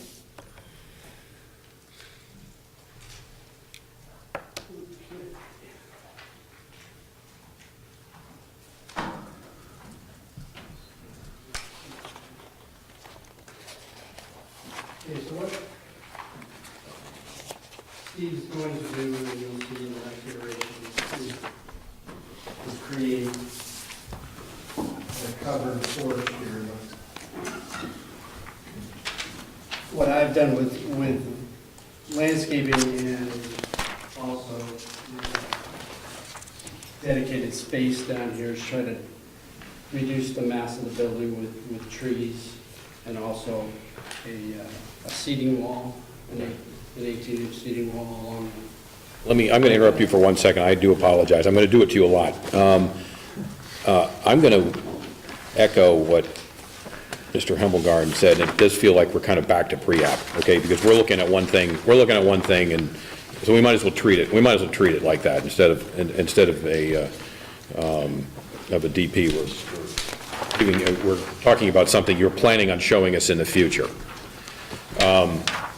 My concern on the south wall is that it is a big blank wall. And if you are going to put a little porch covering in there with a couple of columns, you're going to need to do something, a lot more with that, other than just a little deck or, a little porch roof. So, keep going. You want to talk about the scale of the trees? Yeah, I mean, part of introducing landscaping on that side is to try to bring it down, that wall down, to give it, and step it up so it seems like it's not such a mass.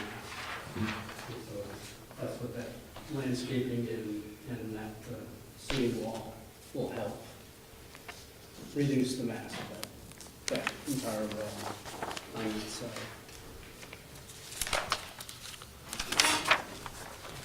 As well, the landscaping, which is not shown in these, well, I mean, it's not with leaves on the trees, because it is very much of an effect of reducing the mass of the wall. This landscaping on the south side here will help, as will the landscaping in the front. How much of an elevation drop is there from Route 2 down to the, so I assume you have, there's stairs that walk from the Route 2 elevation down to that door. How much elevation, how much of an elevation change? There is no elevation change. It's flat, it's. Yeah, so you can walk out. Sure. I mean, there's a pitch of maybe 2% of, make sure it's draining away from the building. Yeah, it actually goes up slightly from the bike path elevation to the finished floor. But no stairs. So, no, okay, so no. No stairs.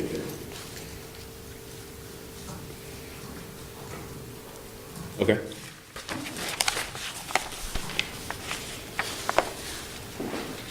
One question. I think what you're leaning towards is you want something that looks like the road portion of the Williston Hotel where they got the drive-under ramp section.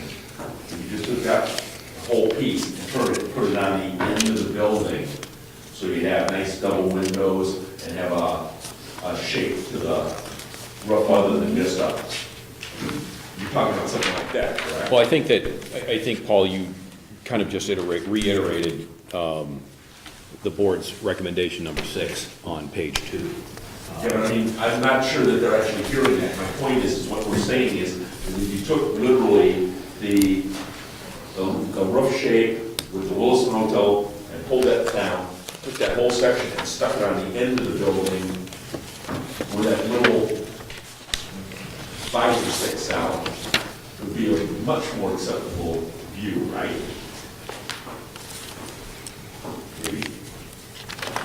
I think what we try to do is stay away from playing architect. I know, but I'm just saying is that's what I'm hearing over here, and I'm not hearing any response over here, so.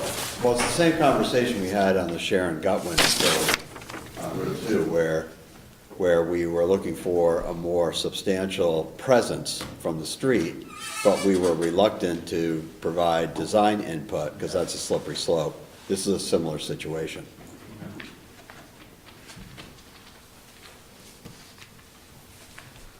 The sculpture that's noted here with the flags arrayed, is that indicative of what you imagine, or is that just kind of a placeholder? That is just a symbol for a sculpture to be determined at a later date. So, yeah, can we go over, if you flip to site plan C202, I just wanted to make sure that you saw with what we're proposing for the pedestrian accessibility from the bike path to the street.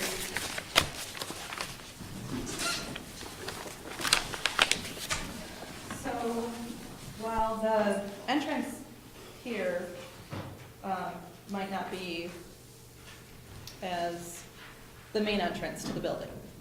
Normally, when you go into the hotel lobby, you come under the porte cochere. That's where the lobby is, that's where all your amenities are. We do have pretty easy pedestrian access from the bike path. So there's a big sidewalk plaza here, sidewalk up here into the building. We have the sculpture, there's a bike parking area, and as Jeff described, there was substantial landscaping in that area to make it a more pleasant entrance. So it is entirely walkable, this structure from the bike path. I don't know how else you would walk here except from the bike path. So we have, 2 points of entry. You can either, make your way to the main point, or you can go into the side building right here. And I think the board would like to see, and I think the bylaws do require a more direct connection, rather than a 4-story blank wall, with a covered deck. The board is going to want to see some form of more enticing connection to the street. That will have to work out in the floor plan, and that's Steve's arena. We can make it look as good as we can with our. I will reiterate also for probably the 5th time now that you need to pay attention to recommendation number 6 that the board made.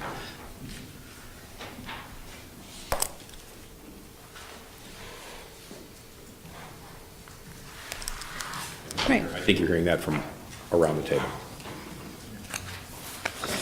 Okay? Should we, the building is going to be sited the way it's sited on the lot. I think that having it parallel to Route 2 would be a more imposing structure. So maybe we could go through some of the site features tonight instead of the Why don't you give us your rundown? I think, as of right now, I think you have heard what the board's concerns are. We can run through the rest of the program and the rest of your proposal. And I think we should do that. But I do think that the salient point here is what we've covered already. I think where our concern is. If we're going to continue this, then you're going to probably hear it again if you show up with this as well. So why don't you go ahead and walk us through walk us through it and see if we can get through it. Assuming the building is to your liking, the next time we're in front of you, let's just go over the presentation of what we have for the site features. As Matt mentioned, we have water and sewer connection. We're working with Public Works on the pump station issue. It had less to do with the pump station actually being able to accept the capacity and more to do with the amount of time the pump would have to run to get this capacity through. So we have meetings set up with them to deal with that, and obviously, that could be a condition of approval that will satisfy DPW before we get our administrative permit. The stormwater design system, stormwater treatment system consists of 3 gravel wetlands. We are under jurisdiction of A&R with this, so we'll be amending our state stormwater permit. Right now, the system is designed to treat the water quality volume, attenuate the 10-year storm, so the post-construction discharge is not greater than the pre-construction discharge into the city system, and then there are overflows for future storm events. Regarding traffic, we had Stantec do a traffic impact study, which was included in our submittal. 50 PM peak hour trips, which will be assessed the traffic impact fee prior to administrative permit. So if you have any questions on any of those things that I've gone over, Anybody have any questions on the traffic impact? address those. Okay, great. I had a question about the gravel wetland, as you, Go ahead. Sure. what does it look like? When I walk along the path, what do I see? That I'm walking beside, 4 feet away? You will see a depression that's planted with various water-loving plant species that Jeff can talk about. And we also have these little breakups of plantings in here. It's going to be grassed. The storage happens between the bottom elevation of the wetland and below the surface. So you'll just see a grass depression with plantings. Okay, so you won't see the gravel. No. And how big are those trees? Yeah, these are ginkgos, so they could be as tall as, I mean, it's gonna take years, but, I mean. They'll qualify for mature street height, trees. Absolutely. Those are street trees. Not the smelly ones, are they? No, Didn't they breed that out? I hope so. well, it's the male versus female. I don't remember which one it is that smells, probably the The male. male smells. Yes.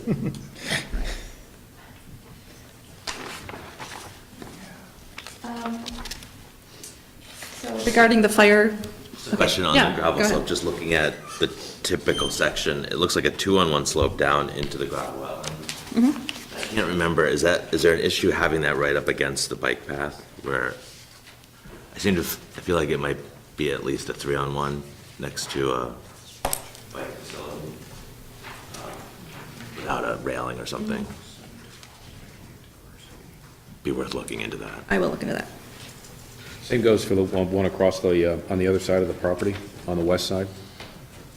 Both of them.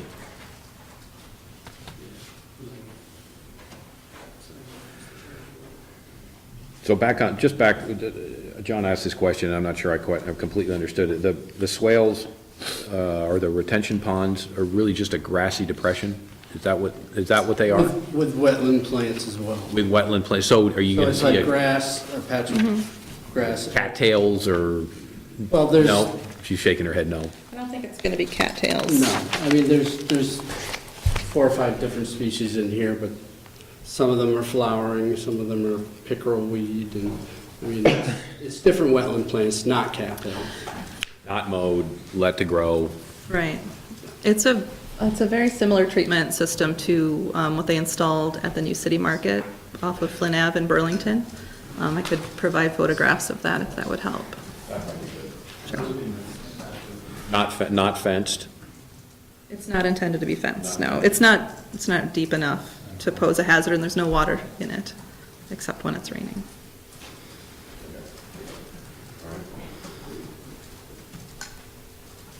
And how tall will those plants get? In the wetland? Yeah. Different species, different heights, maximum height probably 3 or 4 feet. Well, that's a nice coexistence there with, providing, that's a nice height to screen front ends of cars that are parked right there, so. We've addressed the pre-app fire department comments by including a hydrant on the site. The parking aisles are wide enough to accommodate the truck turning that they wanted. The porte cochere is at the height that they required to get their ladder truck underneath and to circulate the ladder truck through the site. And I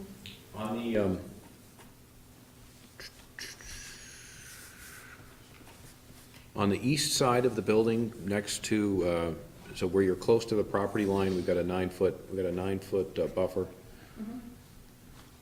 Is that a grassy swale down from the property next door? It is, and the intent there was to capture any runoff coming off the slope from Ashley Furniture and to route it around the building. It's a pretty shallow swale. So you've got a big perimeter drain or something along those lines plugged in there.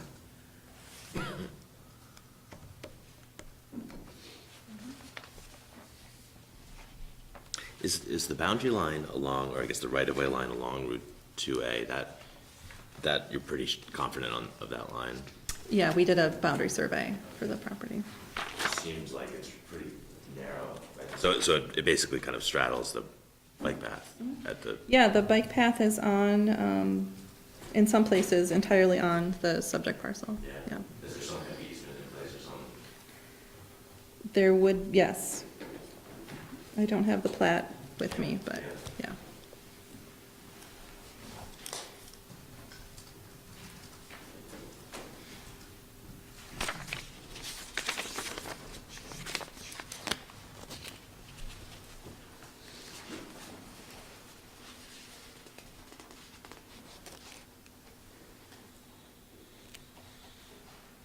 Matt, we have a, under the parking, we're expanding the parking right up to the front of the street. I know that our bylaw desires that parking be on the side and in the rear. What's the rule? Is there a rule on how that relates to this site? Well, so the requirement, or the way it's discussed in chapter 22, is pull the building up to the street. So that happens, but there's a lot of room remaining in the street frontage of this site, and there is parking that's proposed to expand toward the street as well.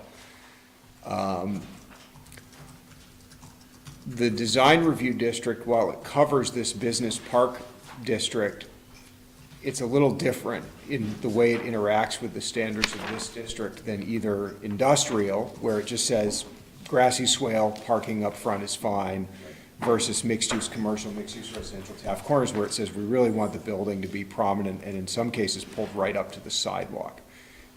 Business park is kind of this middle ground where the way the zoning district was originally conceived, the language in the bylaw basically said, this is a built-out office park. We don't think it's ever going to be much more than that, and we've drafted some development standards to memorialize it as such.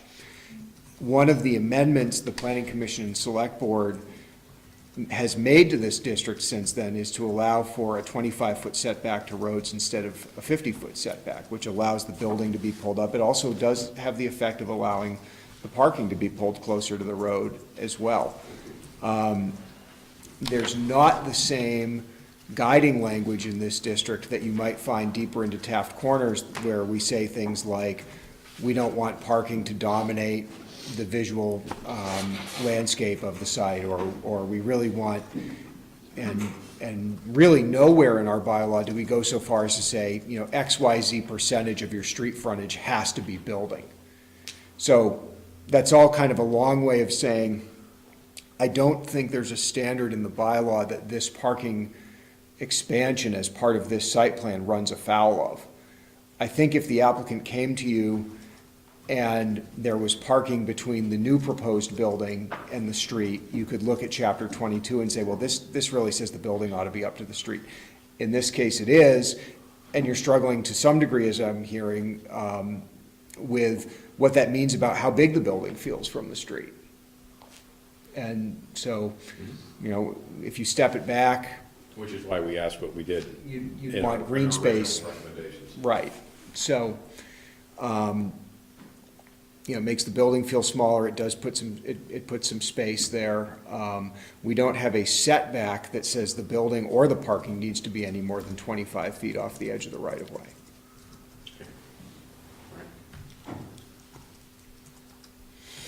I'd like to ask you a question that I think I know the answer to, but I'm going to ask it anyways.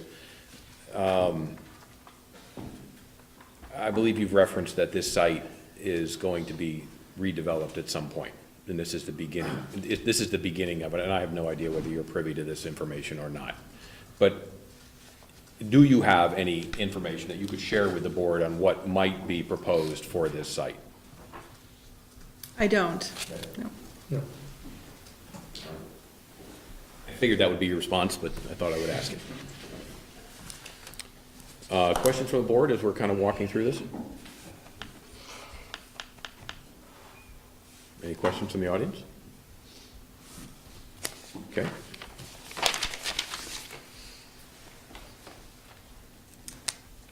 I have, oh, go ahead. Please, go ahead. I wanted to ask about a couple of specific conditions of approval that were, condition number 12, the one about the wastewater allocation. And I didn't know if there was any room to change the language in, prior to any administrative permits being issued, the way the wastewater allocation would be approved. So I'm going to, I'd like to answer your question without answering your question. And that is, I'd like you to re-ask that question when you come back next time, as opposed to now.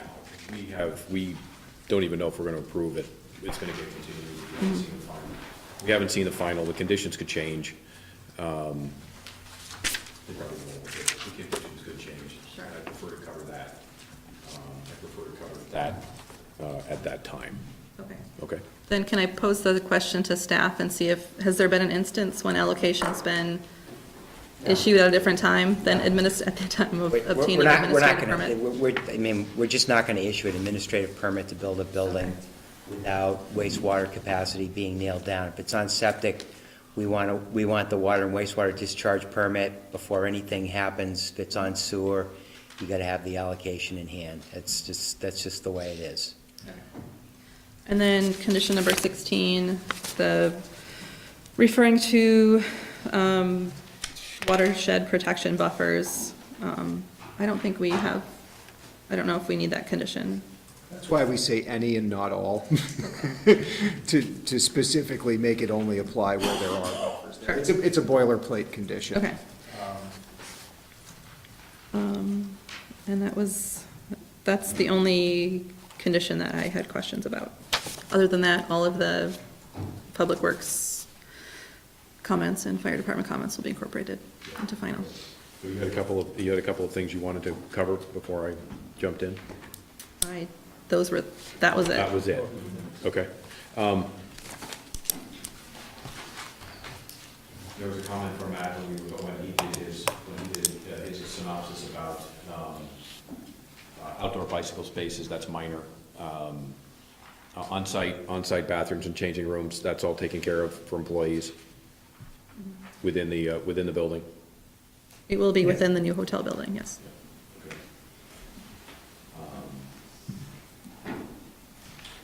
Have you given thought yet to bus passes, transit passes for employees, things like that? You will want to, because that will be part of the parking reduction.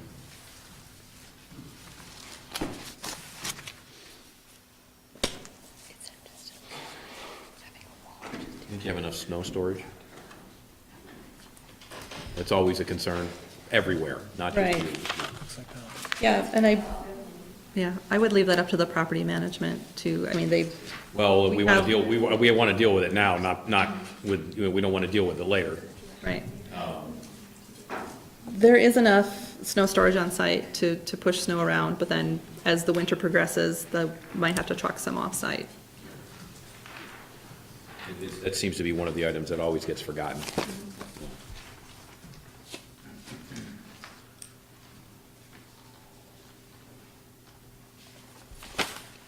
Questions from the board? The entrance off Blair Park that goes under the garage is that, the one that goes into the post office is a single, one-way entrance. Is the other one a one-way entrance too? The main one off on the Blair Park Road? No, it isn't. Just a two-way road? Yep. This is too long. Yes. It's got a lot, it's got a No, lot of post office. he was talking about right here. That's two-way. That's two-way, yeah. And, No way out. That's two-way. This is two-way? no, that's this one, is- I thought he was talking I've about done this one. both. I thought he was talking about this one. You're talking about the one onto Blair Park Road? The one off of Blair Park Road directly in front of the parking, underground parking garage, that entrance. I can answer that. That's gonna be two-way, coming off of Blair Park It's Road. one-way now, right? One way now. Right. Yeah, okay. Okay, sorry. Right, no, I think you're right. I've driven in there though. I have accidentally too, actually. The post office circulation will remain one-way. The Blair Park driveway will become two-way.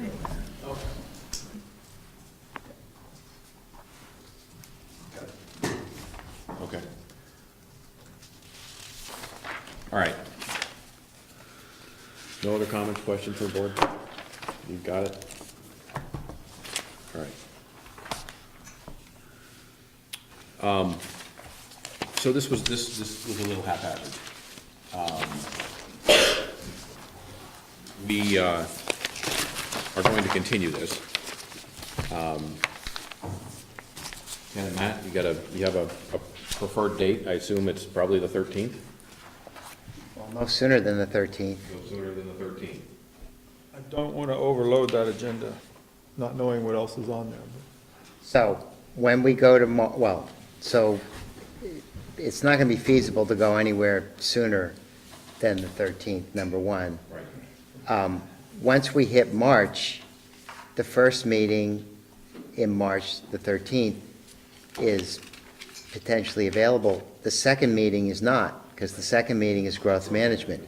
So, that's a sort of an issue. So it's either going to be March the 13th, or it's going to be April, whatever is the first meeting, the second Tuesday in April will be April the 10th.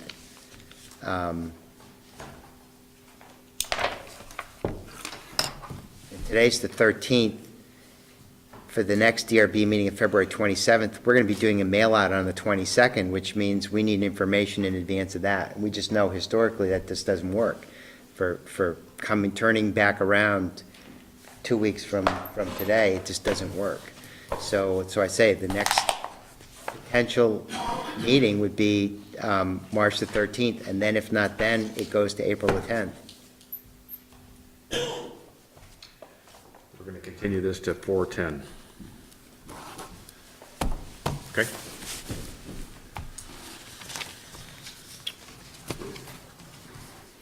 If room becomes available in the agenda on the 13th of March, would we be able to take that spot? It's a combination of a couple of things. It's your ability to pull the information together. I think at this point, we're going to continue it to April 10th. That gives you enough time, that gives staff enough time. Sure.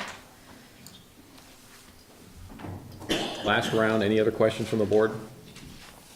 No. Okay, well, I'll leave it with, please pay attention to our, the board's recommendation number 6. Are there any criteria that we went over that we can consider not being closed and not go through again at the next hearing?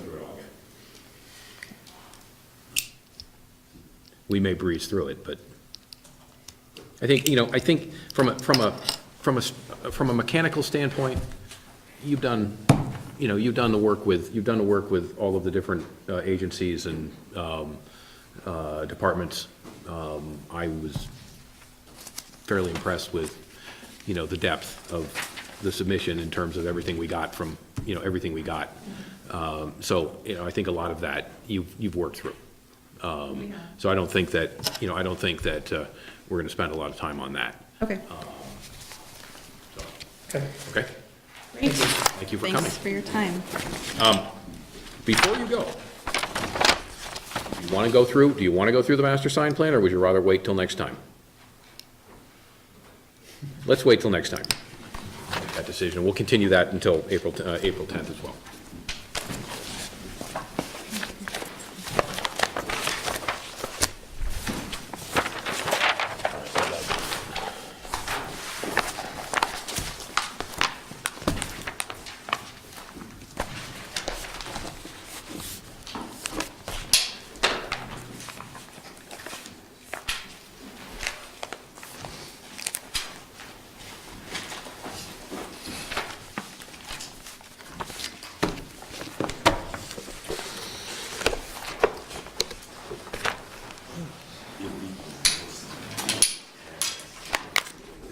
I'm holding one just like it, so. I was pretty sure I came with one, so. Yeah.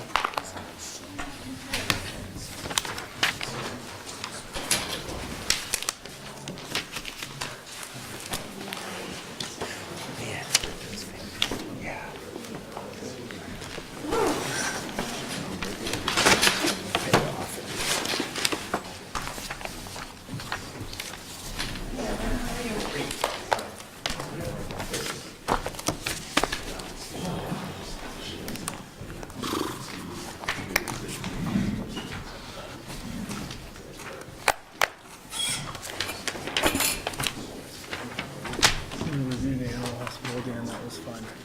The animal hospital, that was fun. Okay.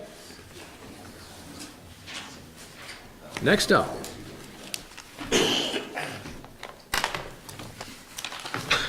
DP 18-13, Angela and, you pronounce your name? Rajon? Yes. Thank you. Flesh. Yes, correct. I got that one right? You did. Okay, good.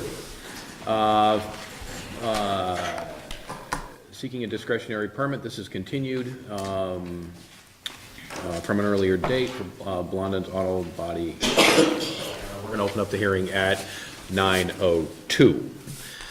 Thank you for your patience. Sure.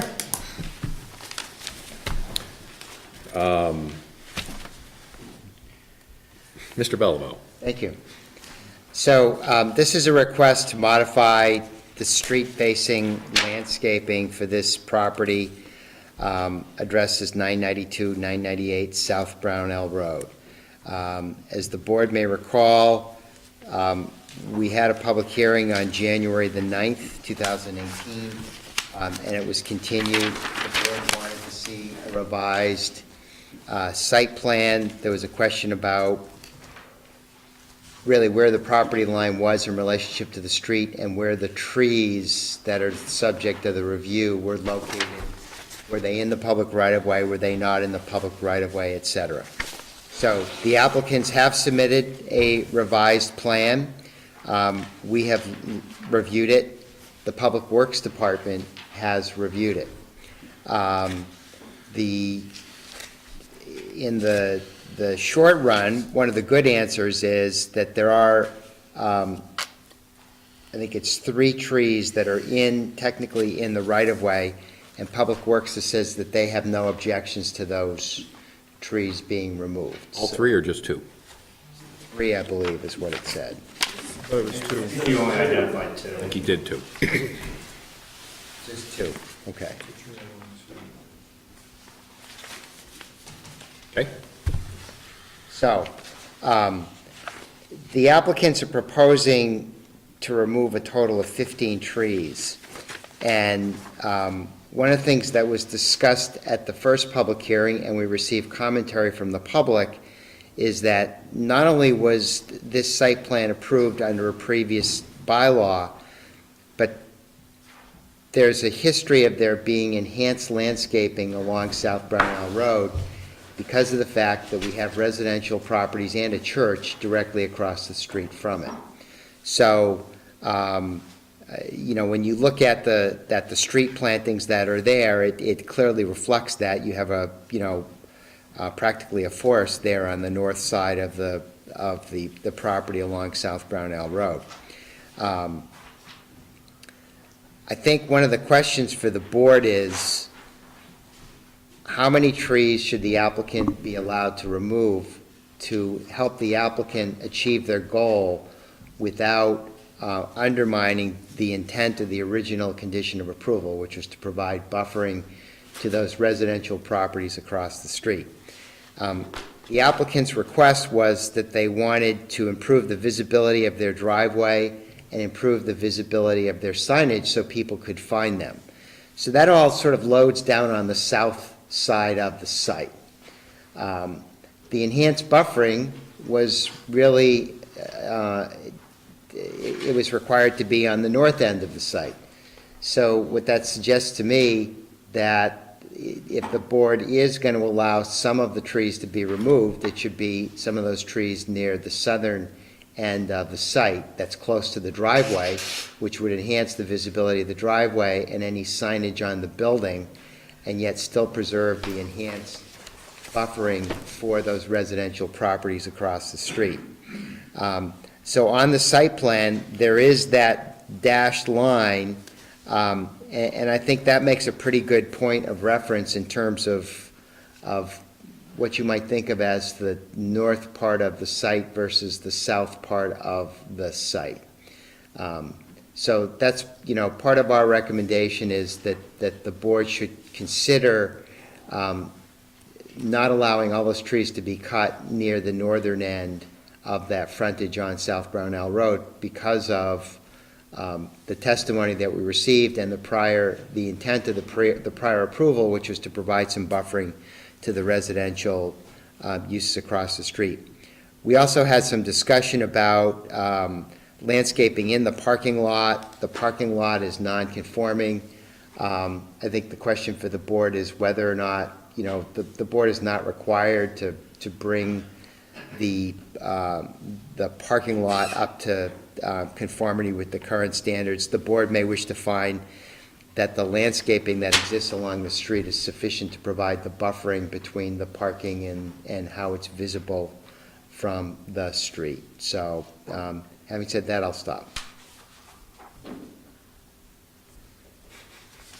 You guys are kind of darned if you do and darned if you don't.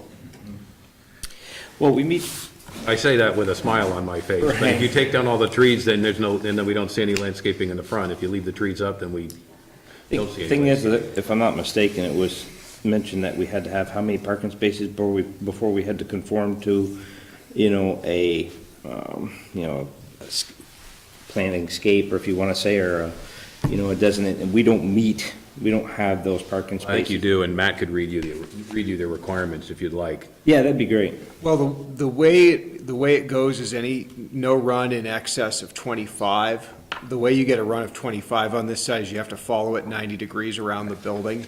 So we had a staff conversation about, how that lines up with today's standard. In today's world, we've had some parking configurations proposed like this one, where the board sort of looked at it and said, gosh, we really don't like parking that's, head into side, as it shows around the corner of that building. But what the bylaw was really written for, in my opinion, in terms of requiring landscape islands, was that you had that straight run of 24 spaces and you needed to do an island before you kept going with another run of spaces.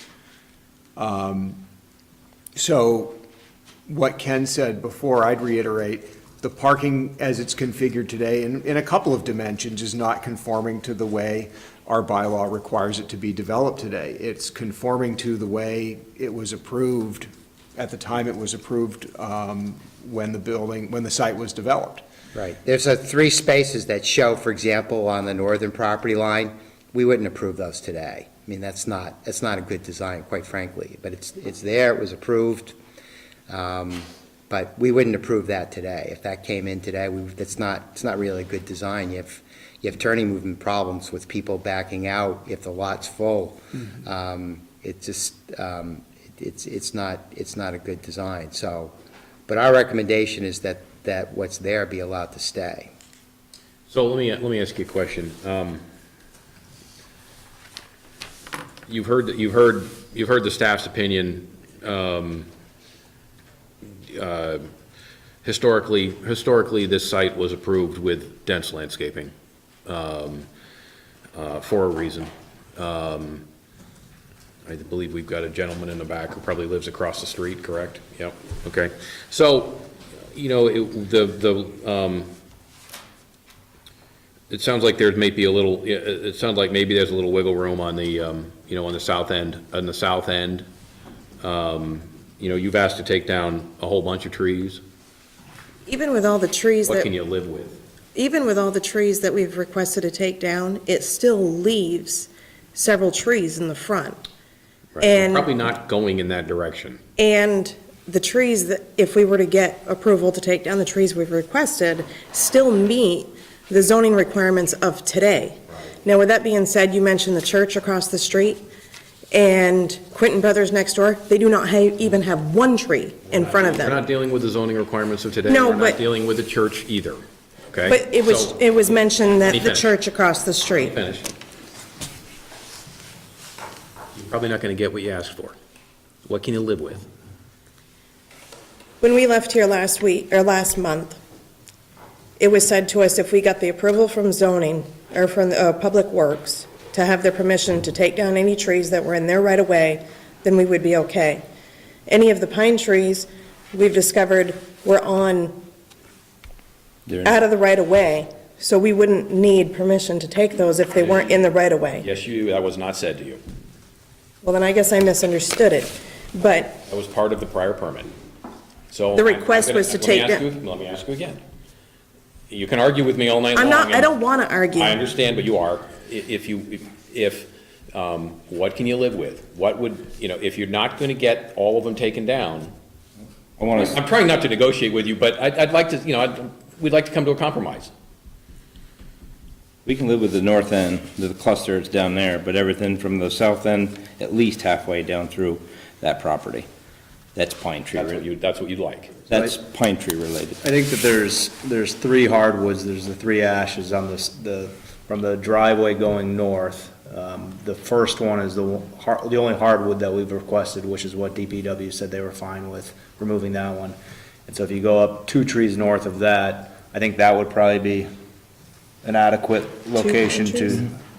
so there's the 3 ash trees, the 3 southernmost ash trees.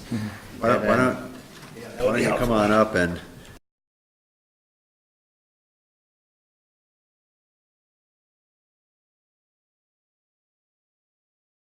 Trees. Are you gonna repave the parking lot so that people don't see all the tar strips all over? Just out of curiosity. Paul, hang on a second. Hold on. And, can I gotta do a little bit of bureaucracy here. Yep. If you wouldn't mind. I did not ask any of you to state your names and your addresses for the record, so if you would look at the camera and state your names and your addresses for the record. Right now, Flash, 26 Thomas Circle, Virginia, Vermont.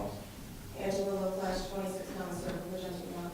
Evan Langfeld, the business location is 1855 Williston Road, South Burlington. And sir, Calvert Hill, 961 South Burnell Road. thank you very much. That keeps me off the hot seat, at least from that side. So there's 3 ash trees, there's 1, 2, 3. And so what we had suggested removing was that ash tree.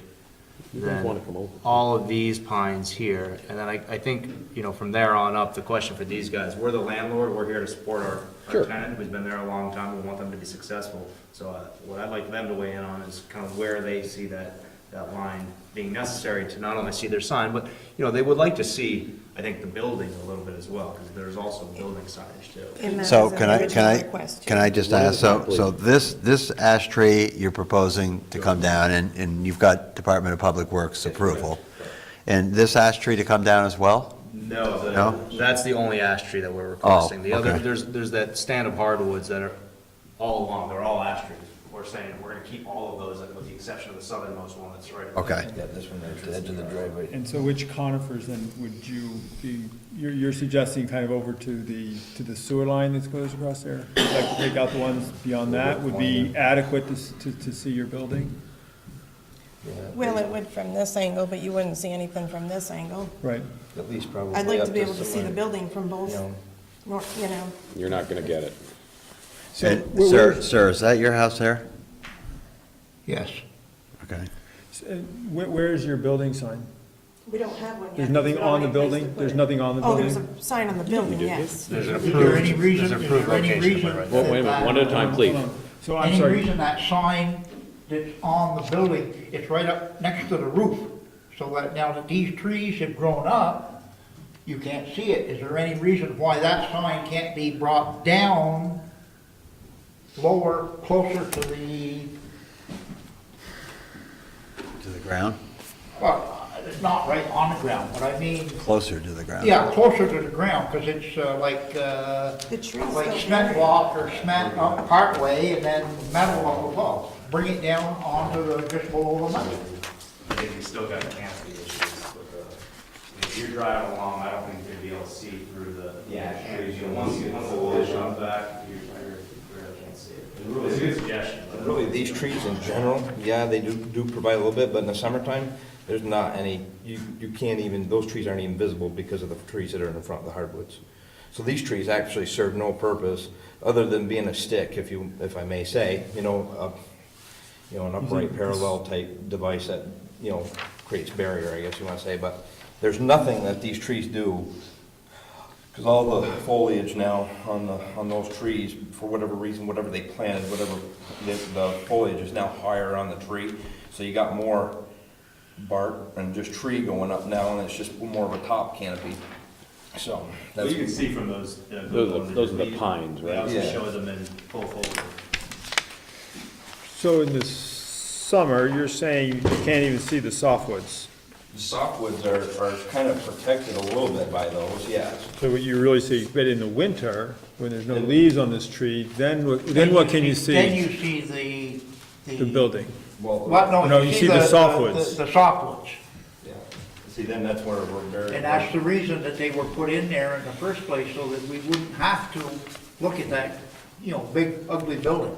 So basically, year-round, we're sheltered by foliage. Mm-hmm. That's what it boils down to. Do you understand that was what the permit was designed to do? Well, I understand, but it's 20 years now. Doesn't make any difference. And Doesn't make any difference. It lasts forever. So, can I re-ask the question before? Where on this building is the sign that says, was it Blondin Brothers?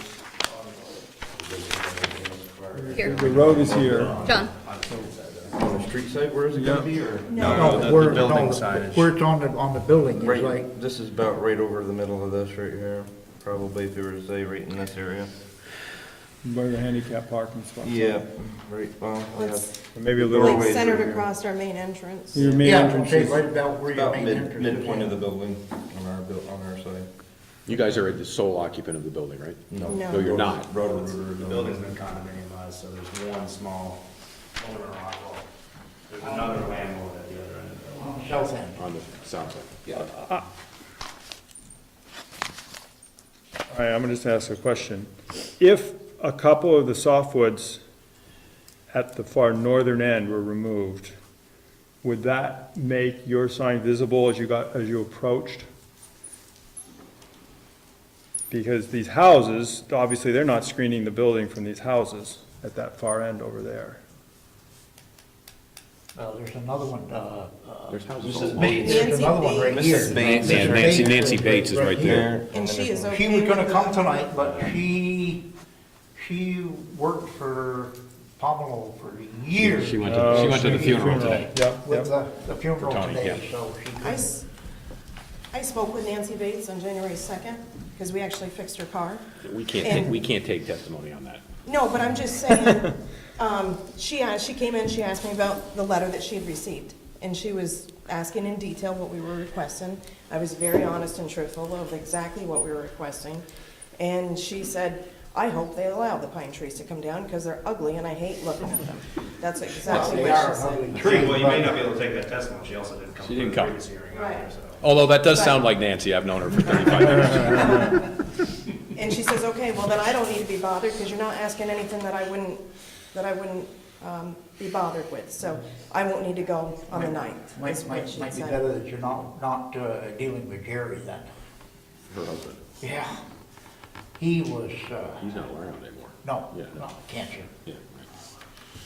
Hang on, let's try to keep this, focused here. Did you say you, Mr. Saladino. did you say you have an approval for a sign, like a freestanding sign on South Brunel? So if these signs go away, you could, nothing's precluding you other than just there's no physical space to put the sign, so. There's no place, no visibility, no place to put the sign, at least for visibility. So if these- We can't put a sign on that property whatsoever right now on South Brunel, because there's no, nobody would see the sign. Just because of the tree cover, we need a little open space to be able to have visibility to the sign. So you take out. But if you opened it up down here, Correct.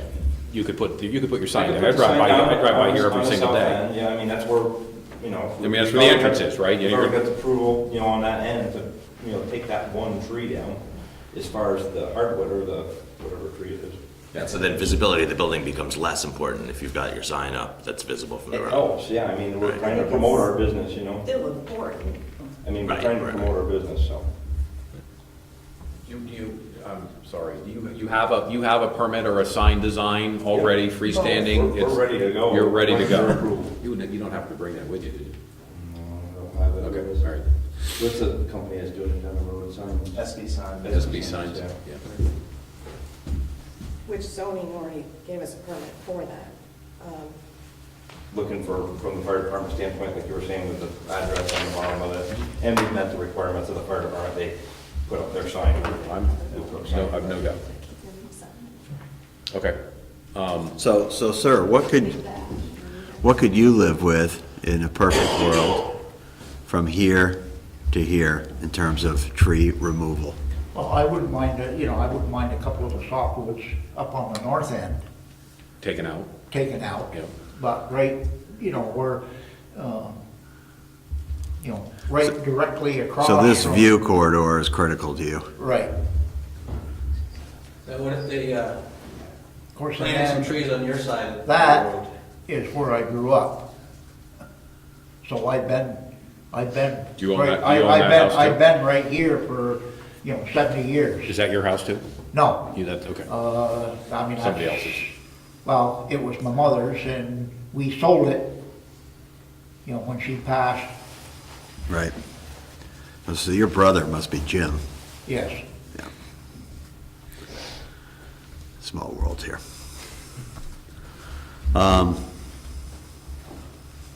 Well, Okay, And that's what I was thinking, was,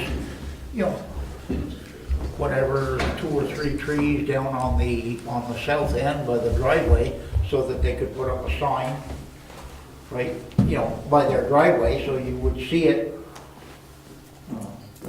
if you're Okay, I think we got the picture. coming down the So road.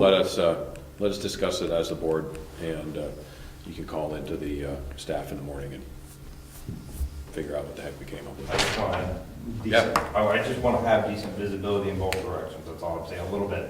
I just need to make sure that, to some degree of angle, that traffic going southbound and or northbound, that they can see our sign. That's important to us. All right, got it. Thank you. Can I, just to clarify I'm sorry, guys, before you go ahead, please. when asked, what would you be willing to live with, and there's that sewer line that's there, in your mind, that would mean kind of all the trees except for that one ash would go, right? That, in your mind, that's how you would articulate your response, right? Basically, I think based on what we were just discussing, this is the tree, it's gonna come out, that's the Right. tree we got approval from Public Works. And if we could, Is it everything except for this one tree right oh, here? well, you got this one, these are all your hardwoods or your trees right here, these are all gonna stay. No matter what, it's just this one right on the corner of the driveway, But and then these guys right here, we could lose these guys right here, so we can get at least some visibility. The sign would probably end up going up, maybe somewhere in here, So could we state it, so there's that sewer line there, everything to the south of that line would be your preference? Yeah, it would be our preference. Okay. And then if he did want to lose a few on the other end, and he's willing to live with the few that were gone, we'll thin them out too, you know? So there's a small crabapple there at the very south end. Would you like that to come down as well? That would probably have to succumb. It depends on where the sign exactly placement's gonna go, unless we, that would have to, something would have to be done with it. I can't tell from the pictures how big that is, or. It's not very big. It's So very small. usually sometimes it actually can enhance the sign to have a little bit of landscaping around it. Right, depending- And frequently, we request that there be landscaping near a sign. It's a requirement, John. So therefore frequently, That's why we frequently request don't it. All right, okay, it's getting late. Anything else? Anything else? Sir? I would kind of, I guess, request, like, right where I'm looking right straight at the building, that those, the softwood trees there, I presume are not gonna be taken out, but I don't, I would rather them, not be trimmed up any higher than they already are, because it's, I know it was done so that they could expose the building. And I think it's kind of defeating some of the purpose that they were put in for in the first place. The only thing that we have to watch out for and why we had some of them pruned was because you could not see coming out of our driveway, and I think pictures were provided to you guys for site visibility issues. Yeah, we get it. We get it. Okay.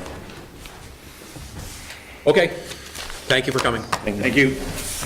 Okay, we're gonna close DP 18-13, Blonda Brothers Auto Body Landscaping at 9:27.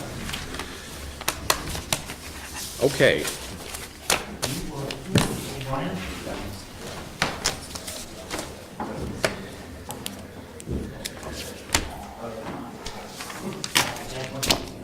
We're gonna shut down for just a bit, not very long. Water line or something, then We'll make you wait out there forever. something goes straight over on, between the road and my fence somewhere. And it stuck up like this far.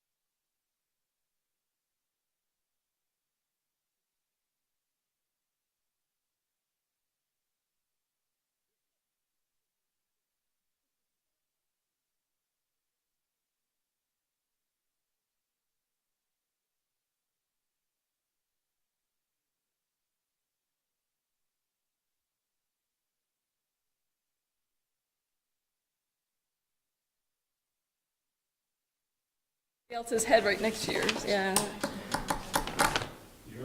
Okay, Are we done? we are up and running. We're on TV. Okay, back from deliberation, Town of Williston Development Review Board for Tuesday, February 13th, back out of deliberation at 10:15. We are going to continue DP 17-01 North Ridge Residential Subdivision will be continued until March 13th.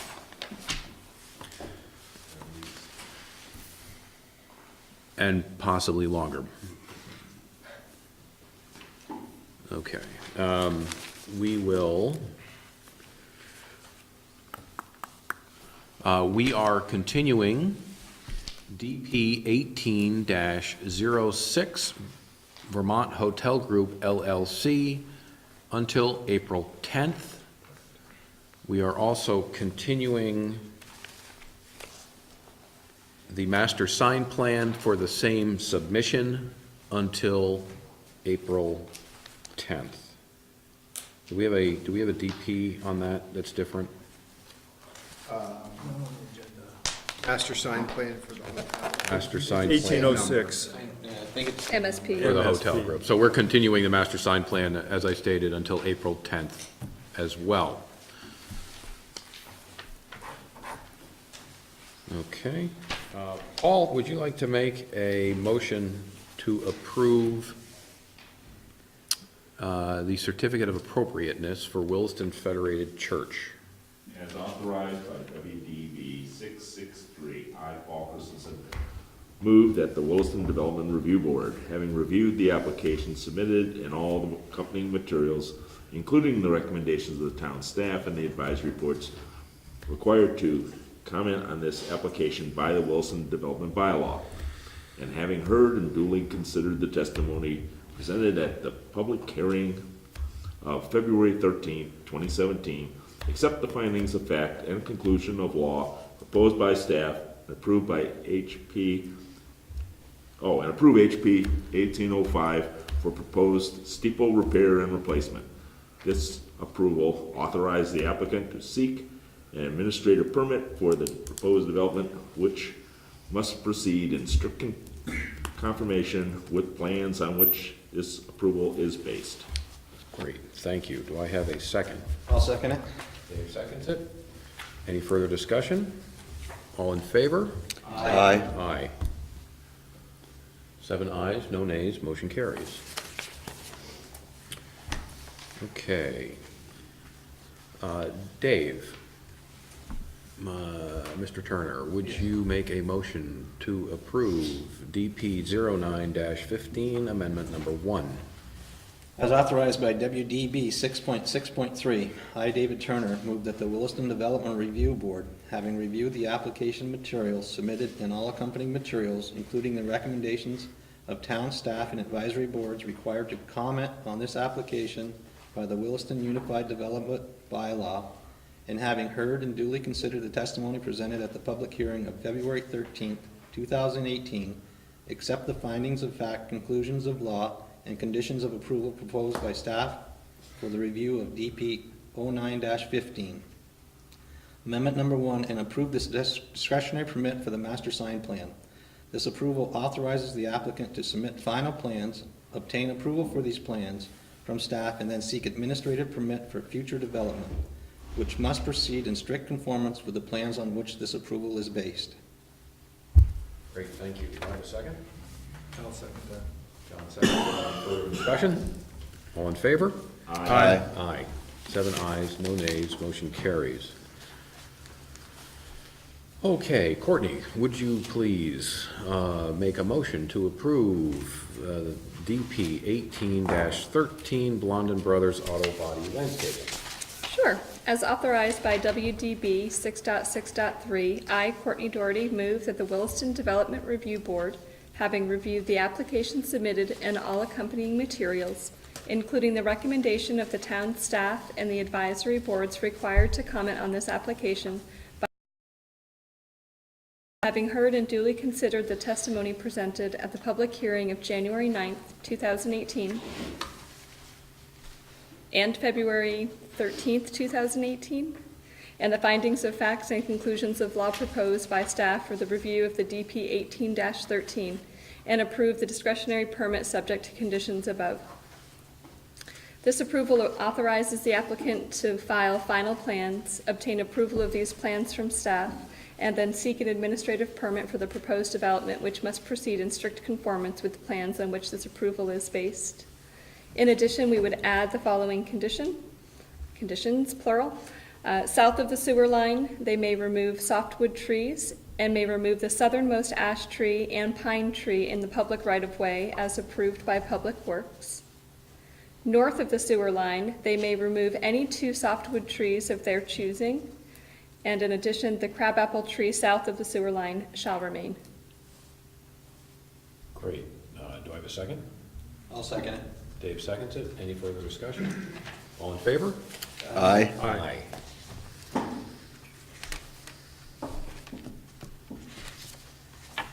I did not get a copy of the minutes. I got 2. You got 2, perfect. Do I have a motion to approve the minutes of January 23rd, 2018? Mr. Saladino makes a motion. Do I have a second? Second. John seconds it. Any further discussion? All in favor? Aye. Aye.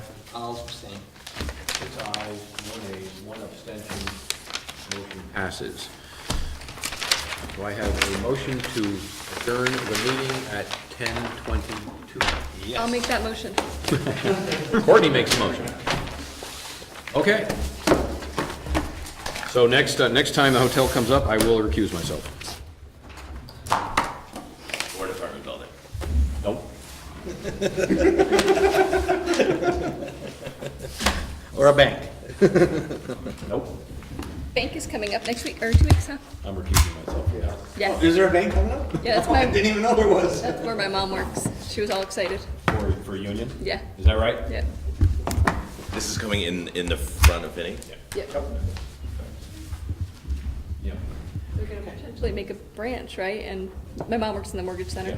Yeah. So they'll do the mortgage, they're gonna combine the mortgage Mortgage center upstairs. and do the teller branch and stuff.